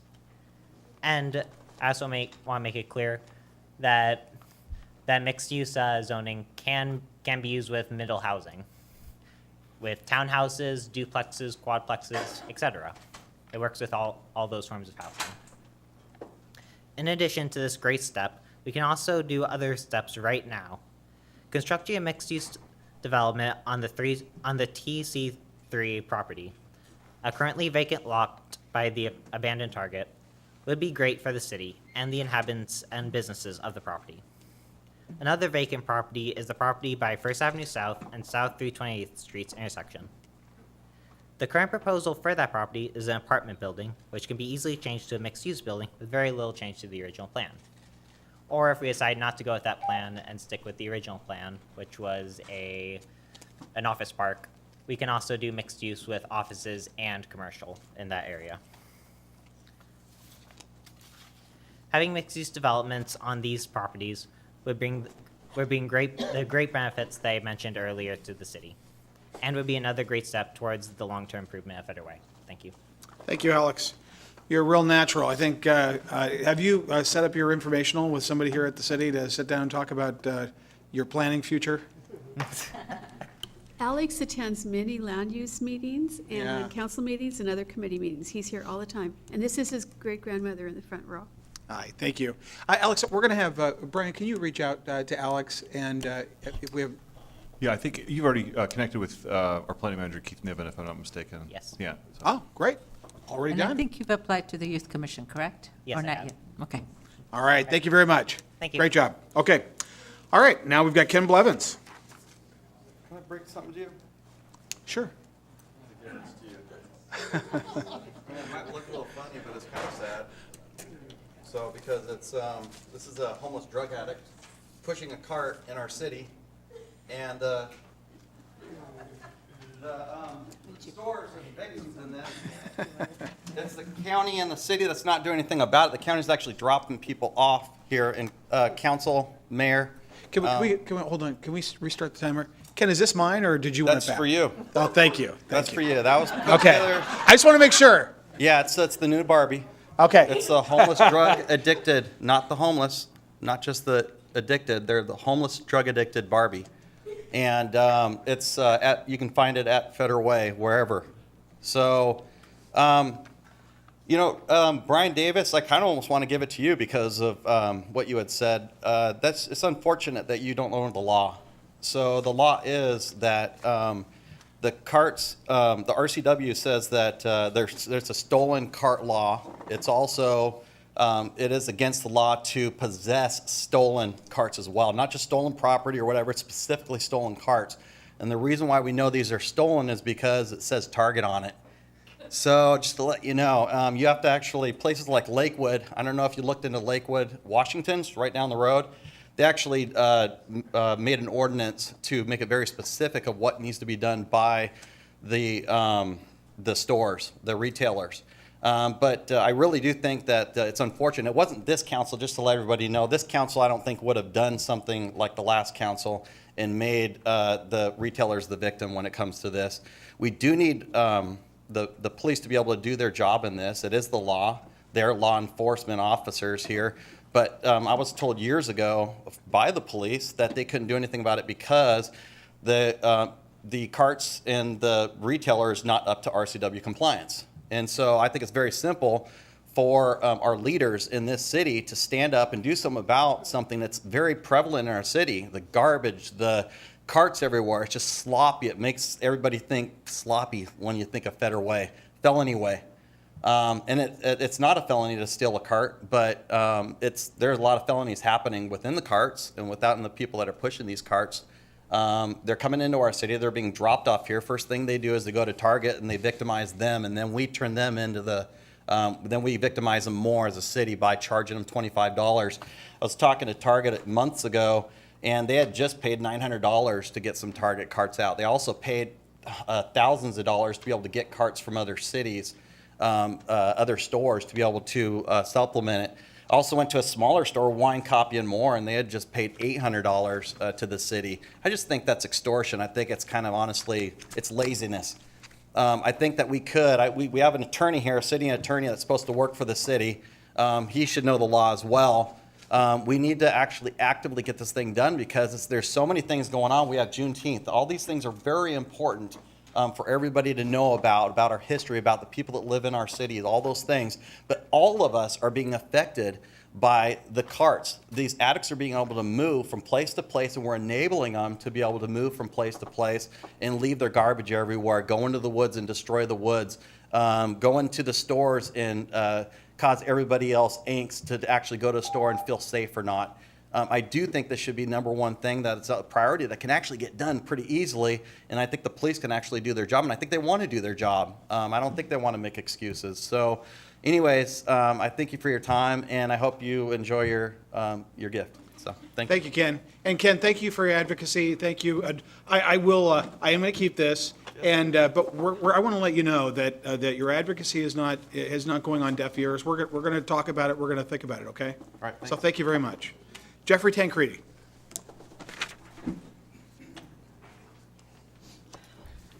Good evening, Mr. Mayor and City Council. Thanks for letting me speak. So yeah, just to follow up, theft is a crime. I mean, it's a crime involving moral turpitude. Under the federal statute, if I remember my days as an adjudications officer with the Department of Justice, theft is a CIMT. It's a crime involving moral turpitude. And I believe it's also a state statute, unless the Olympia has decriminalized it. But you see people in Target the other day, they didn't have the police there that day. It was just maybe one of those times where they weren't able to be there. But this guy is just with his handbag, and he's got it over his shoulder and just helping himself in the store. And it's just sad because everybody's capable. He's walking around. He's capable of working. So it's a serious crime. You can be deported if you're an alien if you steal. That's how bad it is. That's how bad it is. If you steal and your sentence is a certain sentence, you can be deported from the United States. So we treat it as if it's just, oh, well, you know. But anyway, enough of that. I want to thank the police and the city for all their work in trying to keep the bus stops clear, especially with the overhang and then the seats there, especially along 320th in front of Buffalo Wild Wings, Pack Highway. I don't know who's riding the bus, but they're probably not wealthy individuals, okay? So they're vulnerable, and if they see somebody with a cart, and I know you all do the very hard work. I'm just saying, because I'm retired and I got nothing to do, so I'm driving around, and you know, you see 2 or 3 carts inside that area where people are sitting. So how can someone stand there and wait for a bus? So it's, and of course, you know, the stuff is more than likely stolen. But anyway, thank you for the work you do on that. I wanted to suggest on the, you know, for the light rail coming, the a trolley car, streetcar, if, I don't know if you all thought about it, probably have, but on 320th, between, let's say, Military Road and First Avenue, they thought about a streetcar, trolley car, streetcar or a trolley car during rush hour, morning and afternoon, and then after that, just regular traffic. You don't have to have the tracks there, you can just have a streetcar or a trolley car, so that when people get off the light rail, instead of getting in their car and driving home, they could get on a streetcar that goes up and down, just maybe a limited area on 320th. I'm just thinking about that. Mr. Mayor, I wanted to ask you about Mr. Ito. Did he mentioned at that last school board meeting that they were going to have maybe joint the school board with, I don't know if you could address that at some point. I will, as soon as you're done, Jeffrey. Okay. Yeah, and I wanted to thank Heather Ferrari. She did a lot of work. She did a lot of work to try to make that happen. So thanks to Heather for that, from Stand Up Federal Way Parents. Thank you very much. Now, as to your question, Council President Coach Moore, did you have an update on regard to school Both, director? I'm going to let her, I can't talk, so go ahead. Deputy Mayor Honda, can you give everybody Yes. an update? So they'd like to meet sometime after November. We'd like to meet sooner, so we're still working on that. But we are. But the good thing is that we will be meeting. Thank you. And I am hoping to make it a public meeting on TV, thank you. And I think they did reach out, I think they want to meet a little bit before talking about Memorial Stadium. Jeffrey, one of the discussions that if they don't feel like they can wait is a discussion regarding Memorial Stadium, and they want to talk about that, which actually reminds me, Brian, we need to talk about that. We need to reach out and figure out where we're at on that. But I think that's more of a kind of where we're at with the permit kind of thing. But that's So- the latest I've heard. Sure, and one other thing that we did talk to another school board member about is the fact that we were having a discussion tonight about safety, gun safety, not only in our buildings, our public buildings, but in the schools as well. And they were going to have a presentation themselves with the school district. I'll call Dr. Pfeiffer tomorrow and talk, and inquire about the meetings. Thank you. And I'll keep the council involved. And then I'll also talk to the school superintendent to follow up with the discussion we've had today about school safety. Thank you, Jeffrey. Kevin Morris. And then after Kevin, Nancy Justice, and then Lamont Stiles, and then Cynthia Ricks McAtan.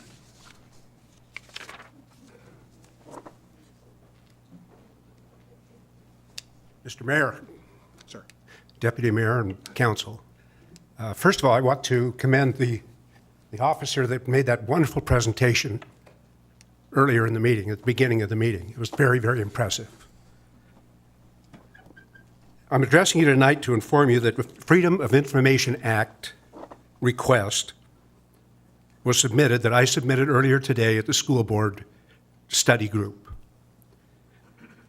The reason I'm doing that and announcing it here is because we can't speak at the study meetings with the school board, and we can't get a response from the school board when we do speak at a regular meeting. So this is my chance to be on film because President Eto'o refuses to come into this body and have a meeting, even though, Mr. Mayor, you've invited them at no charge to do that. The letter, just the first portion of the letter,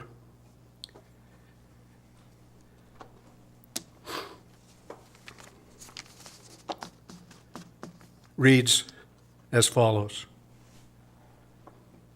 Under the Washington Public Records Act 42.56, I'm requesting the opportunity to inspect or obtain records of public records that specify and specifically address the Federal Way Public Schools' safety, security, and the administration of discipline. To that purpose, I'm requesting security case reports, and I list those reports, text message inquiries, email inquiries. The Washington Public Records Act requires a response to this request be made within 5 business days, and I hope to get that from the district, from President Eto. Superintendent Pfeiffer, she doesn't want to meet here publicly either. So maybe you said you were going to call Superintendent Pfeiffer. Maybe you should call President Eto. Now, to security, that's one of the main reasons I took my son out of school this last week. He's no longer going to be a part of Federal Way School District unless he's lucky enough to be accepted in the academy. He's in the lottery for that. But I'm pursuing private schools because of harassment, lack of security in the schools, and also Claire Wilson's sex ed program. So one other last comment. I know my bell is ringing here. But an idea on security. Mr. Morris, hold on just for a second. There was a delay. Could you add 1 minute to Mr. Morris's? I'm just going to add a minute so you can finish your thought. Another thought that I've had on security is in conversations with my son. He's a 7th grader, very smart 7th grader.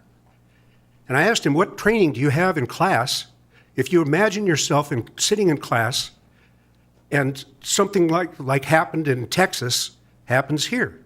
He says, well, we're told to shelter in place. Get under the desk. Make sure the door's locked until the police come.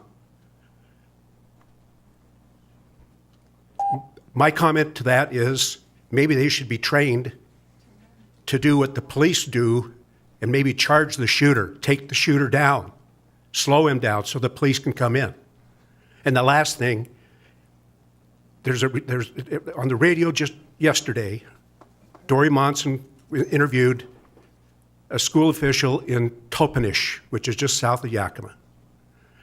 And they have teachers that are trained and willing and are carrying a sidearm. The parents have no problem with that.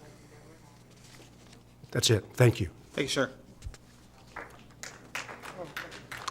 Nancy Justice, and then Lamont Stiles.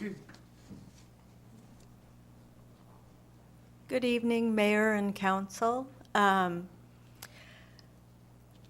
don't know if you all have noticed, but there seems to be a lot more addicts on the streets. I don't know if it's the weather or maybe if they've cleared out a camp somewhere and they're coming here, but this takes me back to the shopping carts, but I don't have a Barbie for you. One's enough. You know, the shopping carts just add an element of ease for them to move about the city. You know, they have basic needs, they need their drugs, and they need to keep their things together and be a little bit mobile. So not only is it unsightly and unfair to the stores, it's making it easy for them to live here. And earlier today I was thinking, when did this become normal? When did we stop seeing someone going down the street with a shopping cart and not say, hey, they've got a cart from the store. That's not theirs, it belongs to the store. When did this become normal? Can anybody even remember? I think we need to not look at it as normal. You know, we can all see what store the carts belong to, and it seems reasonable that it should be on the property of that store. I mean, why can't, we're all generally intelligent people, why can't we make that happen? It seems so simple, just you know, excuse me, this says Target, I'll need to take it back to the store. Maybe carry some black bags around so they can put their things in. But we can't just accept this. Because we've accepted it, it has become normal, and it's gone on too long. And the cart situation isn't working out very well because there's a whole graveyard.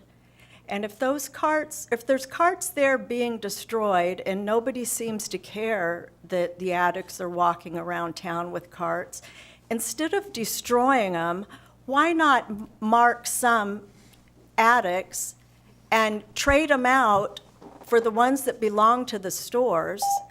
And the stores are bleeding. They're bleeding loss with merchandise and with their carts. I mean, how can they keep their carts from leaving? They can't keep a person from walking out with an armful of merchandise. It's just not reasonable to think that way. And we need to put our heads together and find a way that this is not normal, because it's not. It should have never become normal. Thank you, Nancy. Okay, Lamont Stiles.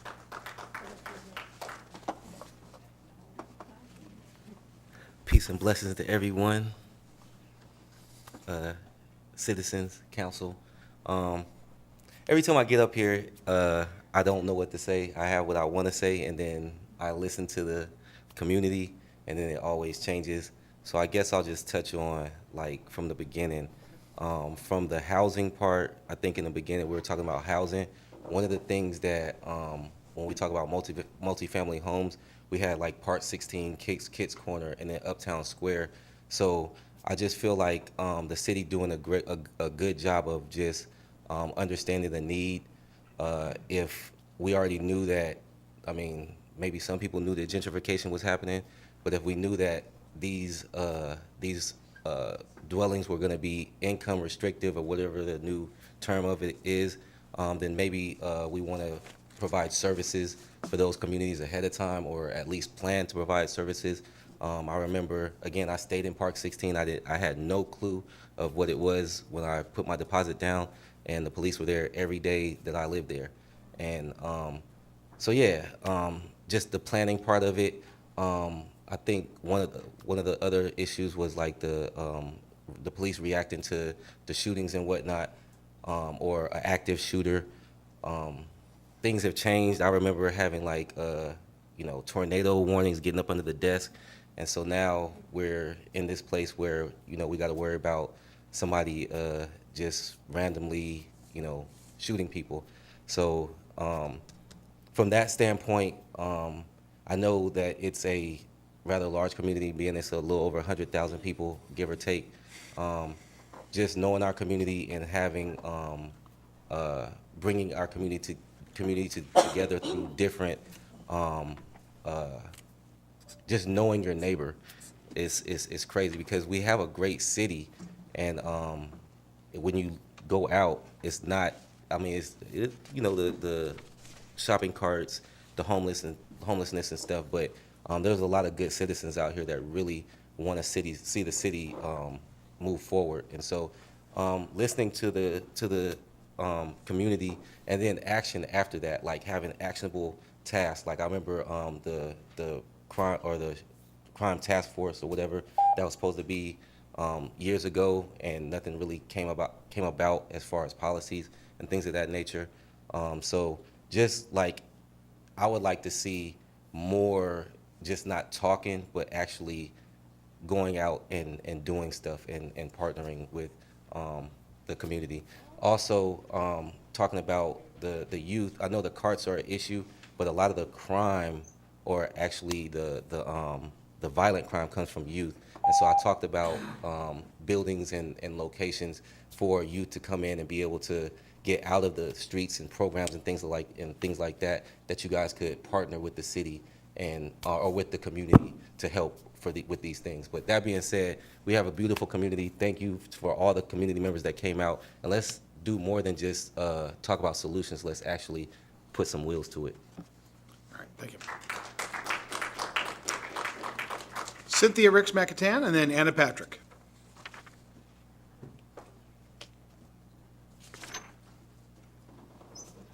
It's very difficult coming up here after Lamont. Thank you, Lamont.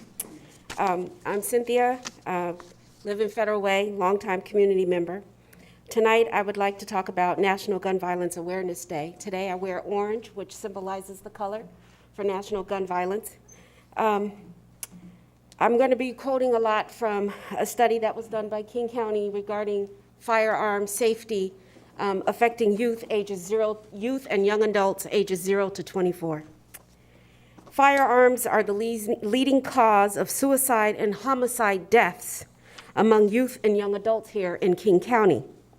Roughly 3/4 of the suicide deaths among youth here, ages 10 to 14 years old, result from firearms. A third of those suicide deaths said that they received their firearms from family, the highest number of source from where they got those firearms. Either they weren't locked up, they were loaded, and the ammunition was nearby in close proximity to the gun, the firearm. Firearm homicide rates are highest among young adults ages 18 to 24 compared to any other age group.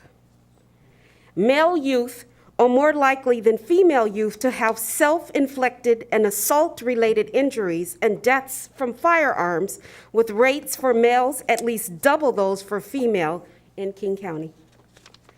For youth and young adults, firearm suicide deaths occur in all places among all races, whereas firearm homicide deaths are more likely to occur in Seattle and South King County, that includes Federal Way. Black American, Native American, and Indigenous, Alaskan Native, Asian, Native Hawaiian, and Pacific Islanders, and Latino youth have much higher firearm homicide rates than white youth in the same age bracket. Black youth in King County have a firearm homicide rate that is more than 4 times higher than that of white youth. Black youth and white youth die by firearm suicide in similar rates in other areas. So what can we do? Lamont just said we needed action. There is one thing we can do. We can partner with King County Public Health, lock it up in storage.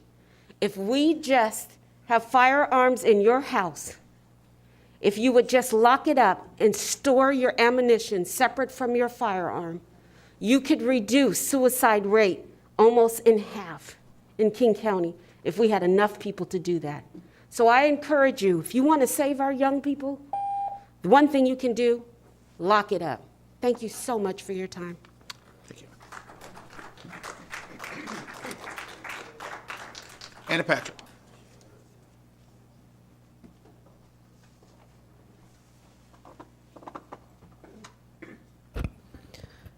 Evening. I always screw this up. Evening, Mayor, Council, Deputy Mayor, and whatever. Hi.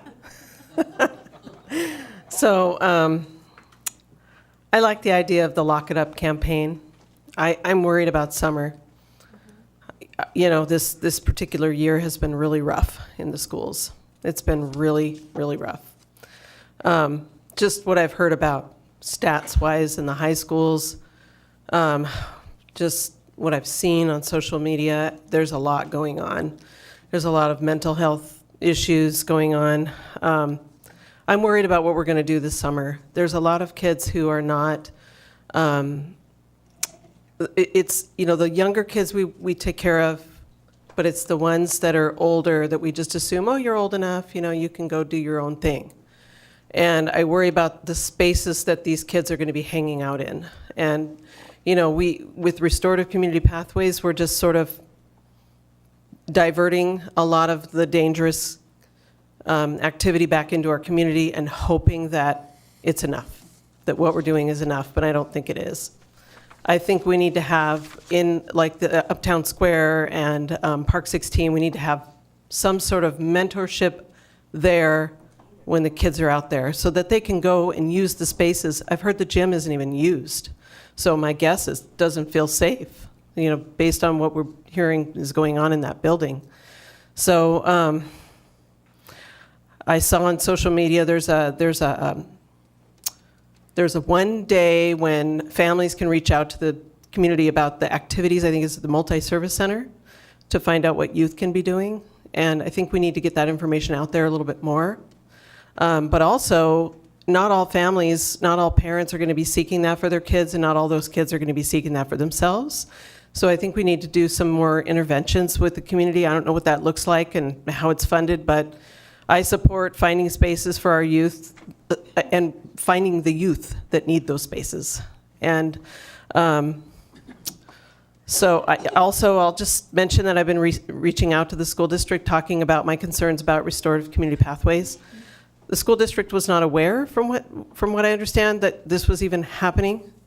And I worry about the convergence of what's going on in the community with restorative community pathways and what we've basically had sort of a restorative community sort of thing going on in our schools over the years in response to state laws.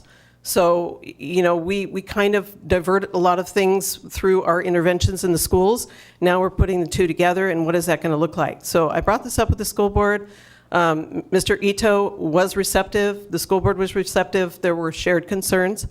And they talked about meetings in the summer. Please, let's make that happen. Let's get the school district and the community city together and start talking about what we're going to do.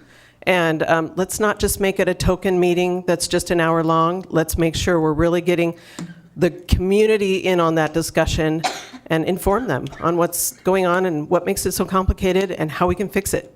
Thank you. Thank you. Okay, that concludes public comment. Thank you very much. We're now on to, we very much appreciate. Mayor, sorry. Oh. We did have Cy Seminini sign up online to speak, and then I had one written comment I need to reference. That's right. Okay, Sorry. go ahead. Do you want to, I'm not sure if Cy is still on the line. I think she just dropped off, but she had signed up for general comment. And then I did receive a written comment that was forwarded to the mayor and council from Sabrina Ettinger requesting to display a menorah at a public or city park during the holiday season. That's what I had. Okay, great. And that was a written comment? Written comment that was forwarded to the council before the meeting. All right, And it's great. posted online. Okay. All right, thank you very much. Okay, now we're on to 5D, Waste Management Annual Report. This is the last item on the, it's 5D under presentations.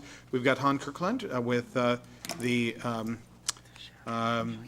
Public Sector Manager with Waste Management for the annual report. Hello, Han.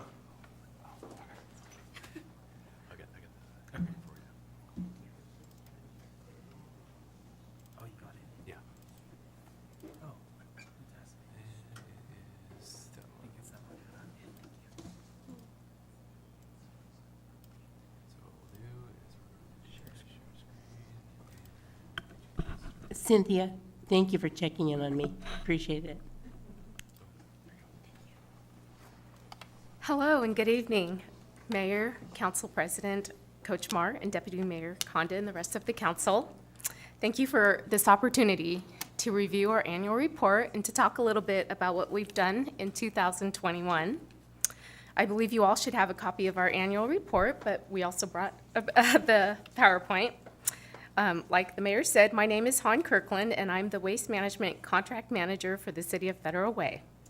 Prior to joining WM, I worked for the City of Tukwila in the Public Works Department for 21 years, and it seemed like a natural transition to go from one essential service to another.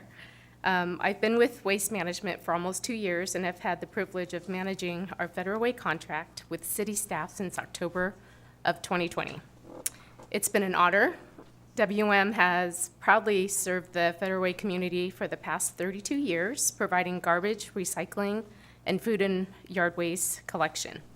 With me tonight, I have Philip Tran. He's our Education and Outreach Coordinator for WM, and I'll give him a minute for a quick introduction. Hi, everyone. Thank you. As the Education Outreach Coordinator for WM, I work with various cities throughout Western Washington and Oregon. In Federal Way, I work with the city, the property managers, and small businesses to improve their recycling and waste reduction efforts. Any waste reduction, I'm passionate about reducing waste and sustainability, and I'm happy to work with the community. Thanks, Philip. And so before I get into the annual report, I know we have new council members, so I wanted to do a quick review of our new contract that commenced on September 1st, 2020. We've been working hard this past year to implement all the great new services and programs. So to start, we exchanged approximately 54,000 new carts for our residential and multifamily properties and over 1,000 steel containers for our commercial customers. We deployed 23 brand-new compressed natural gas collection trucks that run on renewable natural gas that's manufactured from our landfills. So it's kind of a closed loop circle there. Our fleet exceeds federal motor vehicle safety standards and are equipped with smart truck technology, which is designed to improve the customer service. So, like Philip says, we have a dedicated public education and outreach team to help reduce material going to the landfill and increase recycling. WM puts safety first as it's a core value of our company. We commit to continuous driver training, fleet maintenance, and injury prevention programs. WM offers wage parity for all of our drivers, so whether they're collecting garbage, recycling, or compost, we've got wage parity across the board. The new contract offered more individualized customer service for our Federal Way customers. We have multiple communication channels, a dedicated phone number exclusively for Federal Way customers, and extended customer service hours. Last year, we held 2 Think Green recycling and reuse events at the South King Tool Library, where we collected textiles, paper for shredding, and styrofoam. And we did 2 because in 2020, when the contract started, we had COVID issues, and so we did 2 last year. And we'll continue to do this throughout the life of the contract. Our next collection event is Saturday, July 30th. Go next slide. Yep, so WM is committed to being a good steward of the planet and community partner. In 2021, we contributed to grants, services, and in-kind donations to local organizations like the Multi-Service Center, South King Tool Library, Farmers Market, and the Goodwill. We're a proud member of the Chamber of Commerce. Philip hosted a virtual event that focused on education on recycling more and right for businesses. We can go to the next one. And through a federal alternative fuels tax credit that Congress extended in 2021, we reinvested $45,000 through our Green for Good community grants to organizations that were sustainable, so that Multi-Service Center, the Goodwill, and South King Tool Library received about $15,000 from us last year. So it's a nice picture the last time I was in here with our big check.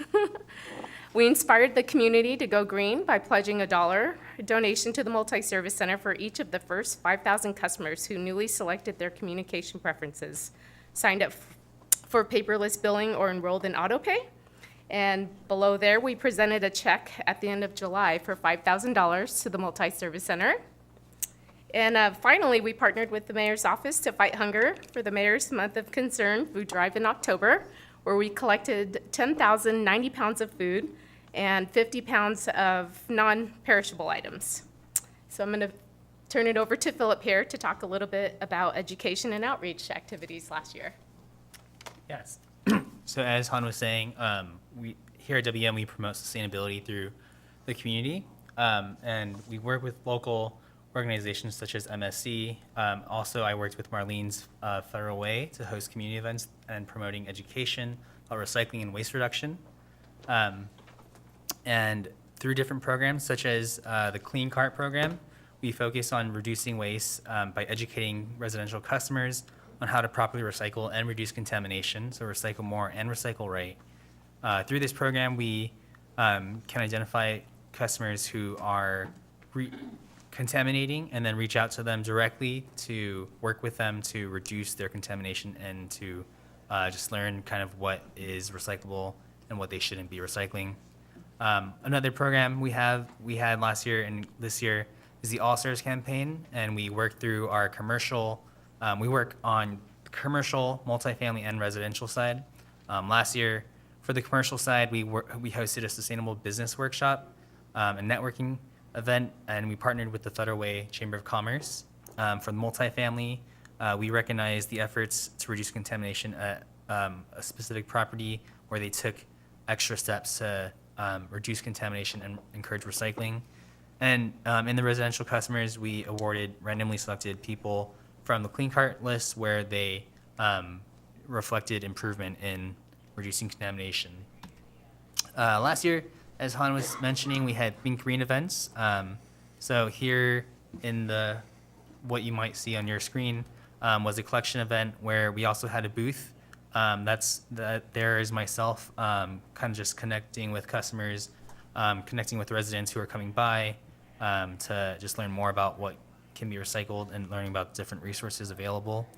The Think Green collection resulted in 116 vehicles, 35 cubic yards of foam, 1,400 pounds of shredded paper, and 800 pounds of textiles. One program we have is called the Summer Recycle Corps Internship. So WM hosts interns for the summer. A lot of them are college students. And last year we went to over 3,500 multifamily going door to door and dropping off these recycling tote bags. And on the screen you see are some of the interns, and we distributed recyclable or reusable bags where they can collect the recycling. We also posted up posters and enclosures and updated decals, and just went to over 15 multifamily properties visited, and we had different decals, and then we also had virtual site visits for any property that needed follow-up and more education. Great, thank you, Philip. This is a great time to go into the diversion rates for Federal Way. Diversion rates are the amount of recycling and waste that's the community diverts from the landfill waste stream. So residential was slightly down, and that seems to be the trend region-wide as people went back into the office and they weren't at home working from home. Multifamily and commercial rates remained steady from 2020 to 2021. And as you know, recycling provides raw materials for industries to make new products and for manufacturers to use the recycled products. It has to meet high-quality standards. Changes to international policy standards in 2018 have made recycling quality more important than ever, in which WM is continuing to invest in upgrades to our MRFs, which are material recovery facilities. We have 2 in this region, one in Woodinville and one in Tacoma, to help reduce contamination. And so part of our efforts is processing material at slower speeds and adding sorters, drivers' observation of potential contamination at the curb, and ongoing education and outreach. So this is a fun fact. Since 2019, 77% of our recycled paper and 100% of our processed residential plastics have been marketed within North America, so they're not shipped overseas. So our focus in 2022 will be on contamination, as it continues to be an issue. The solid waste staff has been wonderful to work with. I want to thank Rob Van Orso and his team, Rebecca, Colleen, Reese, and Emma, for their collaborative work to reduce contamination. Rob's assembled a wonderful staff, and they're very enthusiastic and dedicated to environmental sustainability in Federal Way.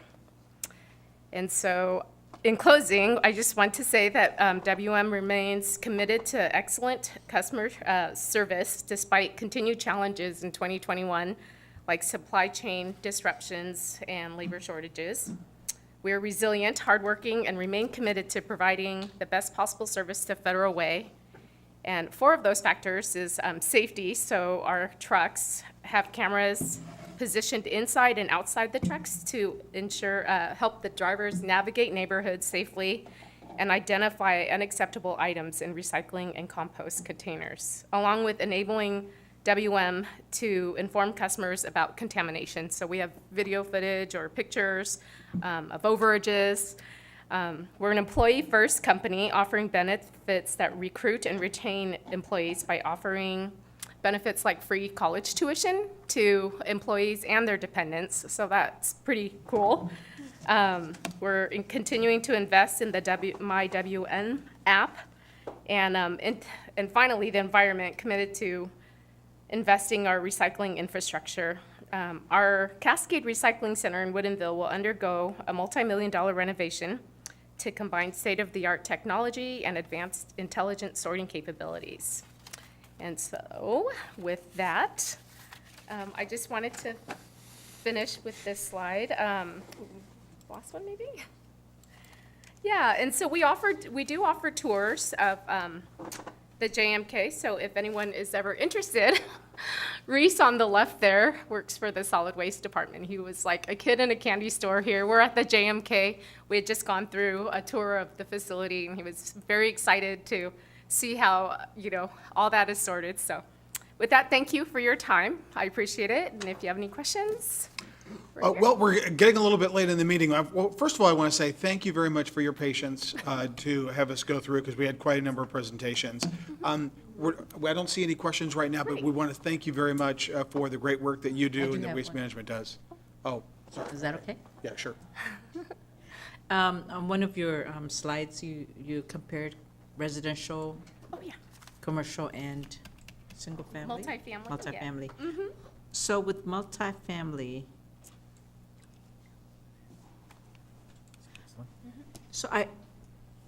when I lived in apartments, recycling wasn't highly encouraged, or it wasn't easy to enforce that. So what are you doing to either change or to get people to participate in recycling or doing better? Because that's really difficult for property managers to even follow up, and some places didn't even have it. It's just everything is trash. Yeah, so we have a kind of contamination process where we get from our trucks to see what sites are contaminated. And when there is contamination, we do reach out directly to that property, whether it's multifamily, commercial, or residential. But multifamily properties, we'll reach out to the property manager. Sometimes the property manager is part of a corporate apartment complex company. So it's not always up to that property manager. So sometimes the coordination with that property manager can be difficult, and it's a slower process. But we always encourage different principles when it comes to multifamily, which is a special challenge for recycling and fighting contamination because of different barriers and because it's all one dumpster or different sources. So it's hard to find exactly where the contamination is coming from and to reach out to the whole property. We host different community events for that property. We'll host virtual presentations and then just proper signage, decaling, and then also co-location, which that's when we have trash and recycling next to each other. And some properties that struggle with contamination, sometimes it's farther off and not next to each other. So, yeah. And once again, it is an ordinance and better way to have multifamily, recycling at multifamilies. And so that's why the interns go out and do door-to-door outreach in the summertime to encourage that. So, yeah. Okay. Thank you. All right. Thank you very much. Great job. And again, thank you very much for your patience. Okay, now, these, here. Council Committee and Regional Committee reports. Parks, Recreation, Human Services, and Public Safety Committee, Councilmember Walsh. Our next meeting will be a week from tonight, June 14. Let's see here. Okay, thank you. Land Use Transportation Committee, LUTC, Councilmember Dovey. Yes, just a brief overview. We had a meeting last night, and we will be bringing forward to the council in 2 weeks a decision on the maintenance facility. It'll be on council business instead of the consent agenda. And we're going to have a presentation in our next meeting on impact fees, school fees to building new buildings, housing, and we'll have a presentation. So that might be a reason for the school board to show up. Okay. Okay. Finance, Economic Development, Regional Affairs Committee, otherwise known as FEDREC, Councilmember Tran. Thank you, Mr. Mayor. So we met on on May 24th, and we approved 5 items, item B to F on the consent agenda. but I just want to take this opportunity to highlight the item F, authorization to add one senior traffic reviewer position. This item is actually budget neutral. The money that we plan to spend on hiring someone into this position is actually will be paid for the money that we use, the third-party reviewers. So, this doesn't really cost us anything. The committee liked this idea so much that we actually talked to EJ, the Director of Public Works, and we would like to have future discussion about potentially increase more in-house reviewers. So I just want to mention that to the full council. Our next FedRACS meeting is going to be on June 28th at 5 p.m. here in City Hall and also available on Zoom. Thank you, Mr. Mayor. All right, thank you very much. Okay, Lodging Tax Advisory Committee, Councilmember Dawson. Thank you, Mayor, and we're going to have our first meeting after so many months tomorrow morning at 10 a.m. via Zoom. Great, sounds good, awesome. Thank you. Congratulations. Deputy Mayor and Regional Committees. Thank you. In 2 weeks from now, Councilmember Lydia Dawson and I will be at the AWC, Association of Washington Cities annual meeting, and Council President Coach Moore will join us the next day. That is being held in Vancouver, Washington this year, and it will be great to be there in person. I think we all get more out of it when we're in person. Tomorrow I will be attending the AWC Large City Committee meeting, and I was a part of that for the last 2 years and then applied for that, wasn't appointed to it, but was appointed to the Education Committee, and then recently I was reappointed to the Large City Committee, so I'm excited about that. And tomorrow night will be the PIC meeting, 7 to 9 on Zoom. Things that might be of interest to council members will be the Clean Water Plan Guiding Principles, Conservation Futures Ballot Measure, and the King County Utility Rates. So it'll also be Deanna Dawson's last meeting with us, and she is moving on to be the AWC CEO. So she'll be there at the annual meeting in that capacity. And last night I wasn't able to be at the LUTC meeting. I was on an airplane coming home from Iowa, and I had sent a couple emails that I'd like to read at this point because I wasn't able to say them last night.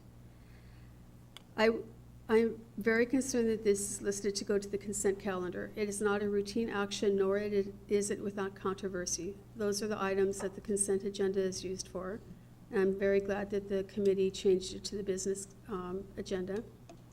I oppose using park property for this maintenance yard. I appreciate that staff took time to walk with me around the site. I was more convinced that the site should stay as park property and eventually be improved. I then sent another email to Chair Dovey.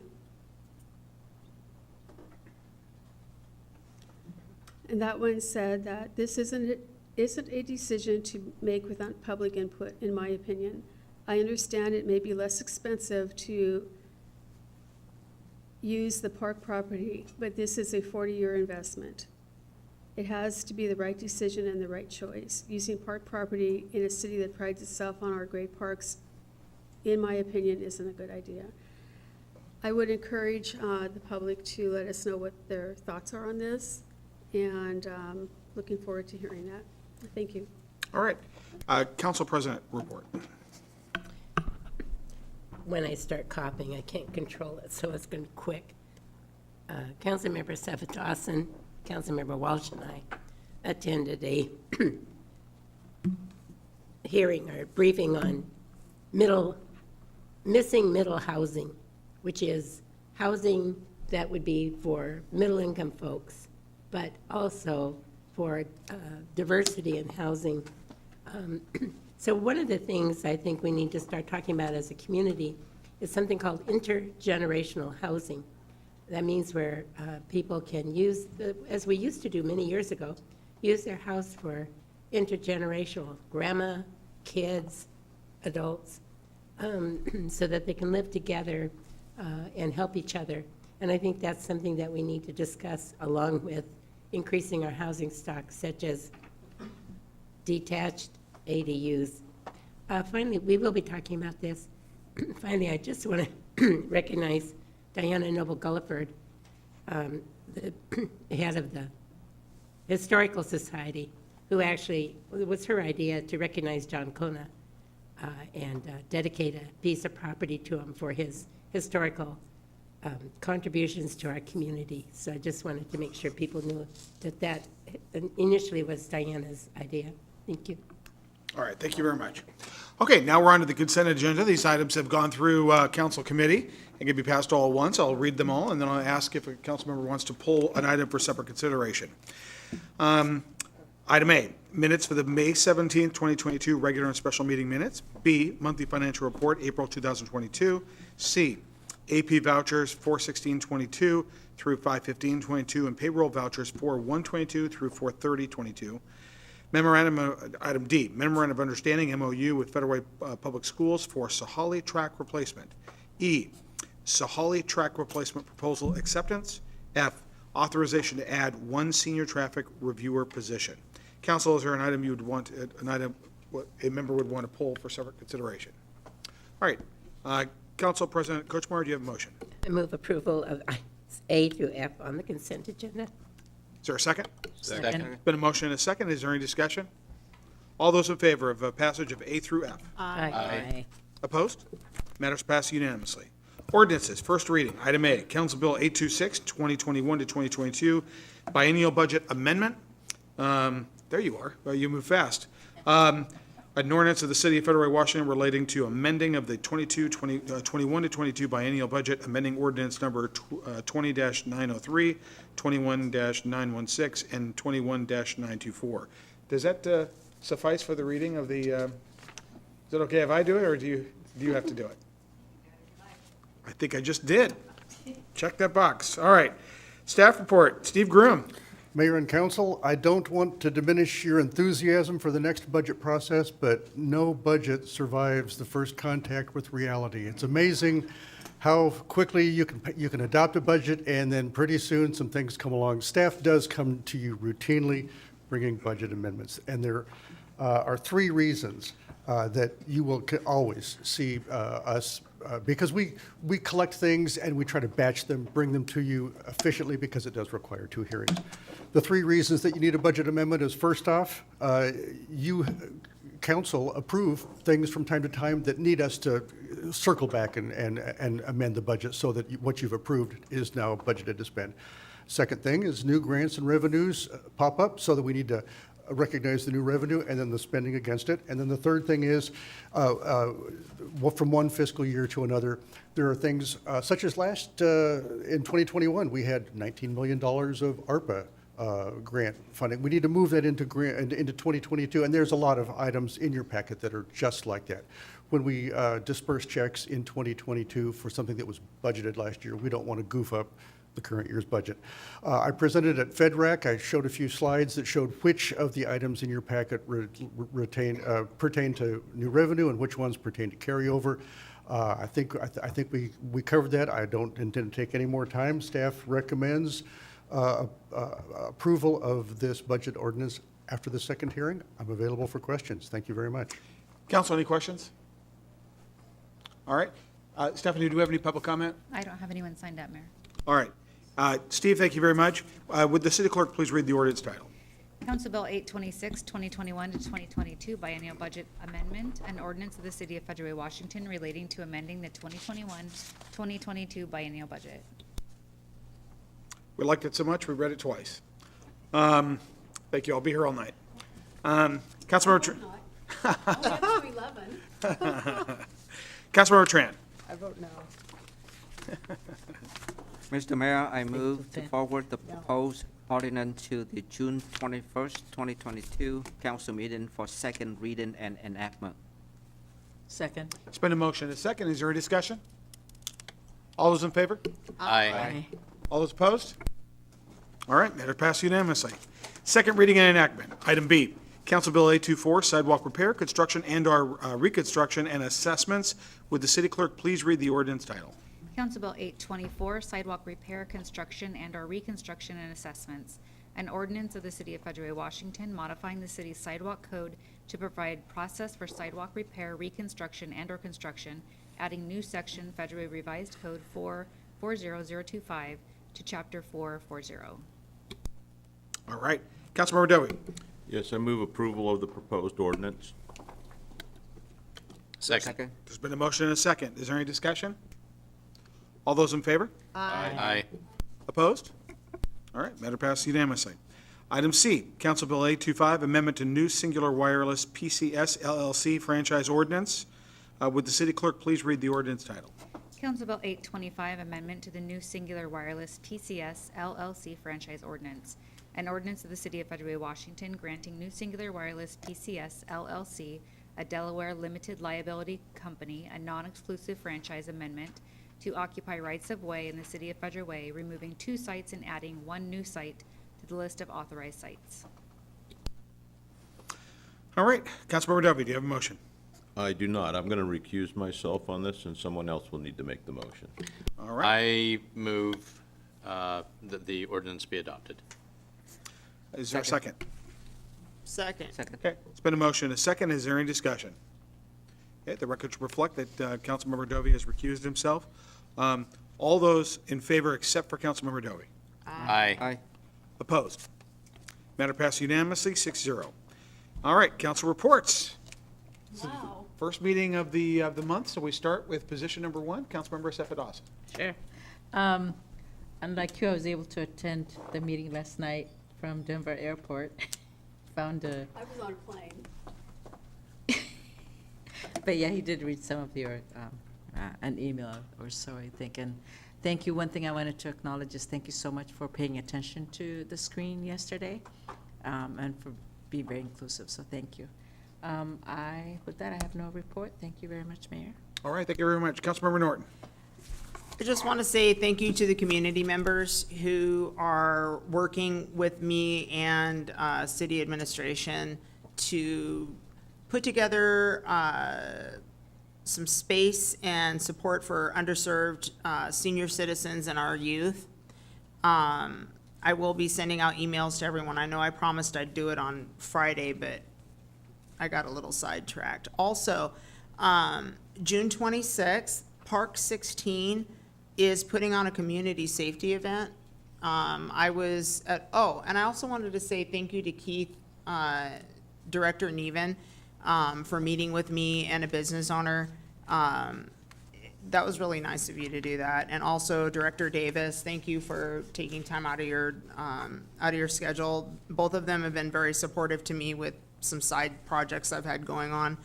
But June 26th, Park 16 is having a community safety event, and it's gonna be, that, I guess it's like a motorcycle, a car repair place, has a business area there next to the apartment complex, and they're gonna be, having it in their parking lot, and I just found out about it the other day, so I just thought that'd be a nice thing for people to support, since we're so concerned about community safety. All right, thank you. All right, Councilmember Tran. I don't have anything. Thank you, Mayor. All right, thank you. Councilmember Walsh.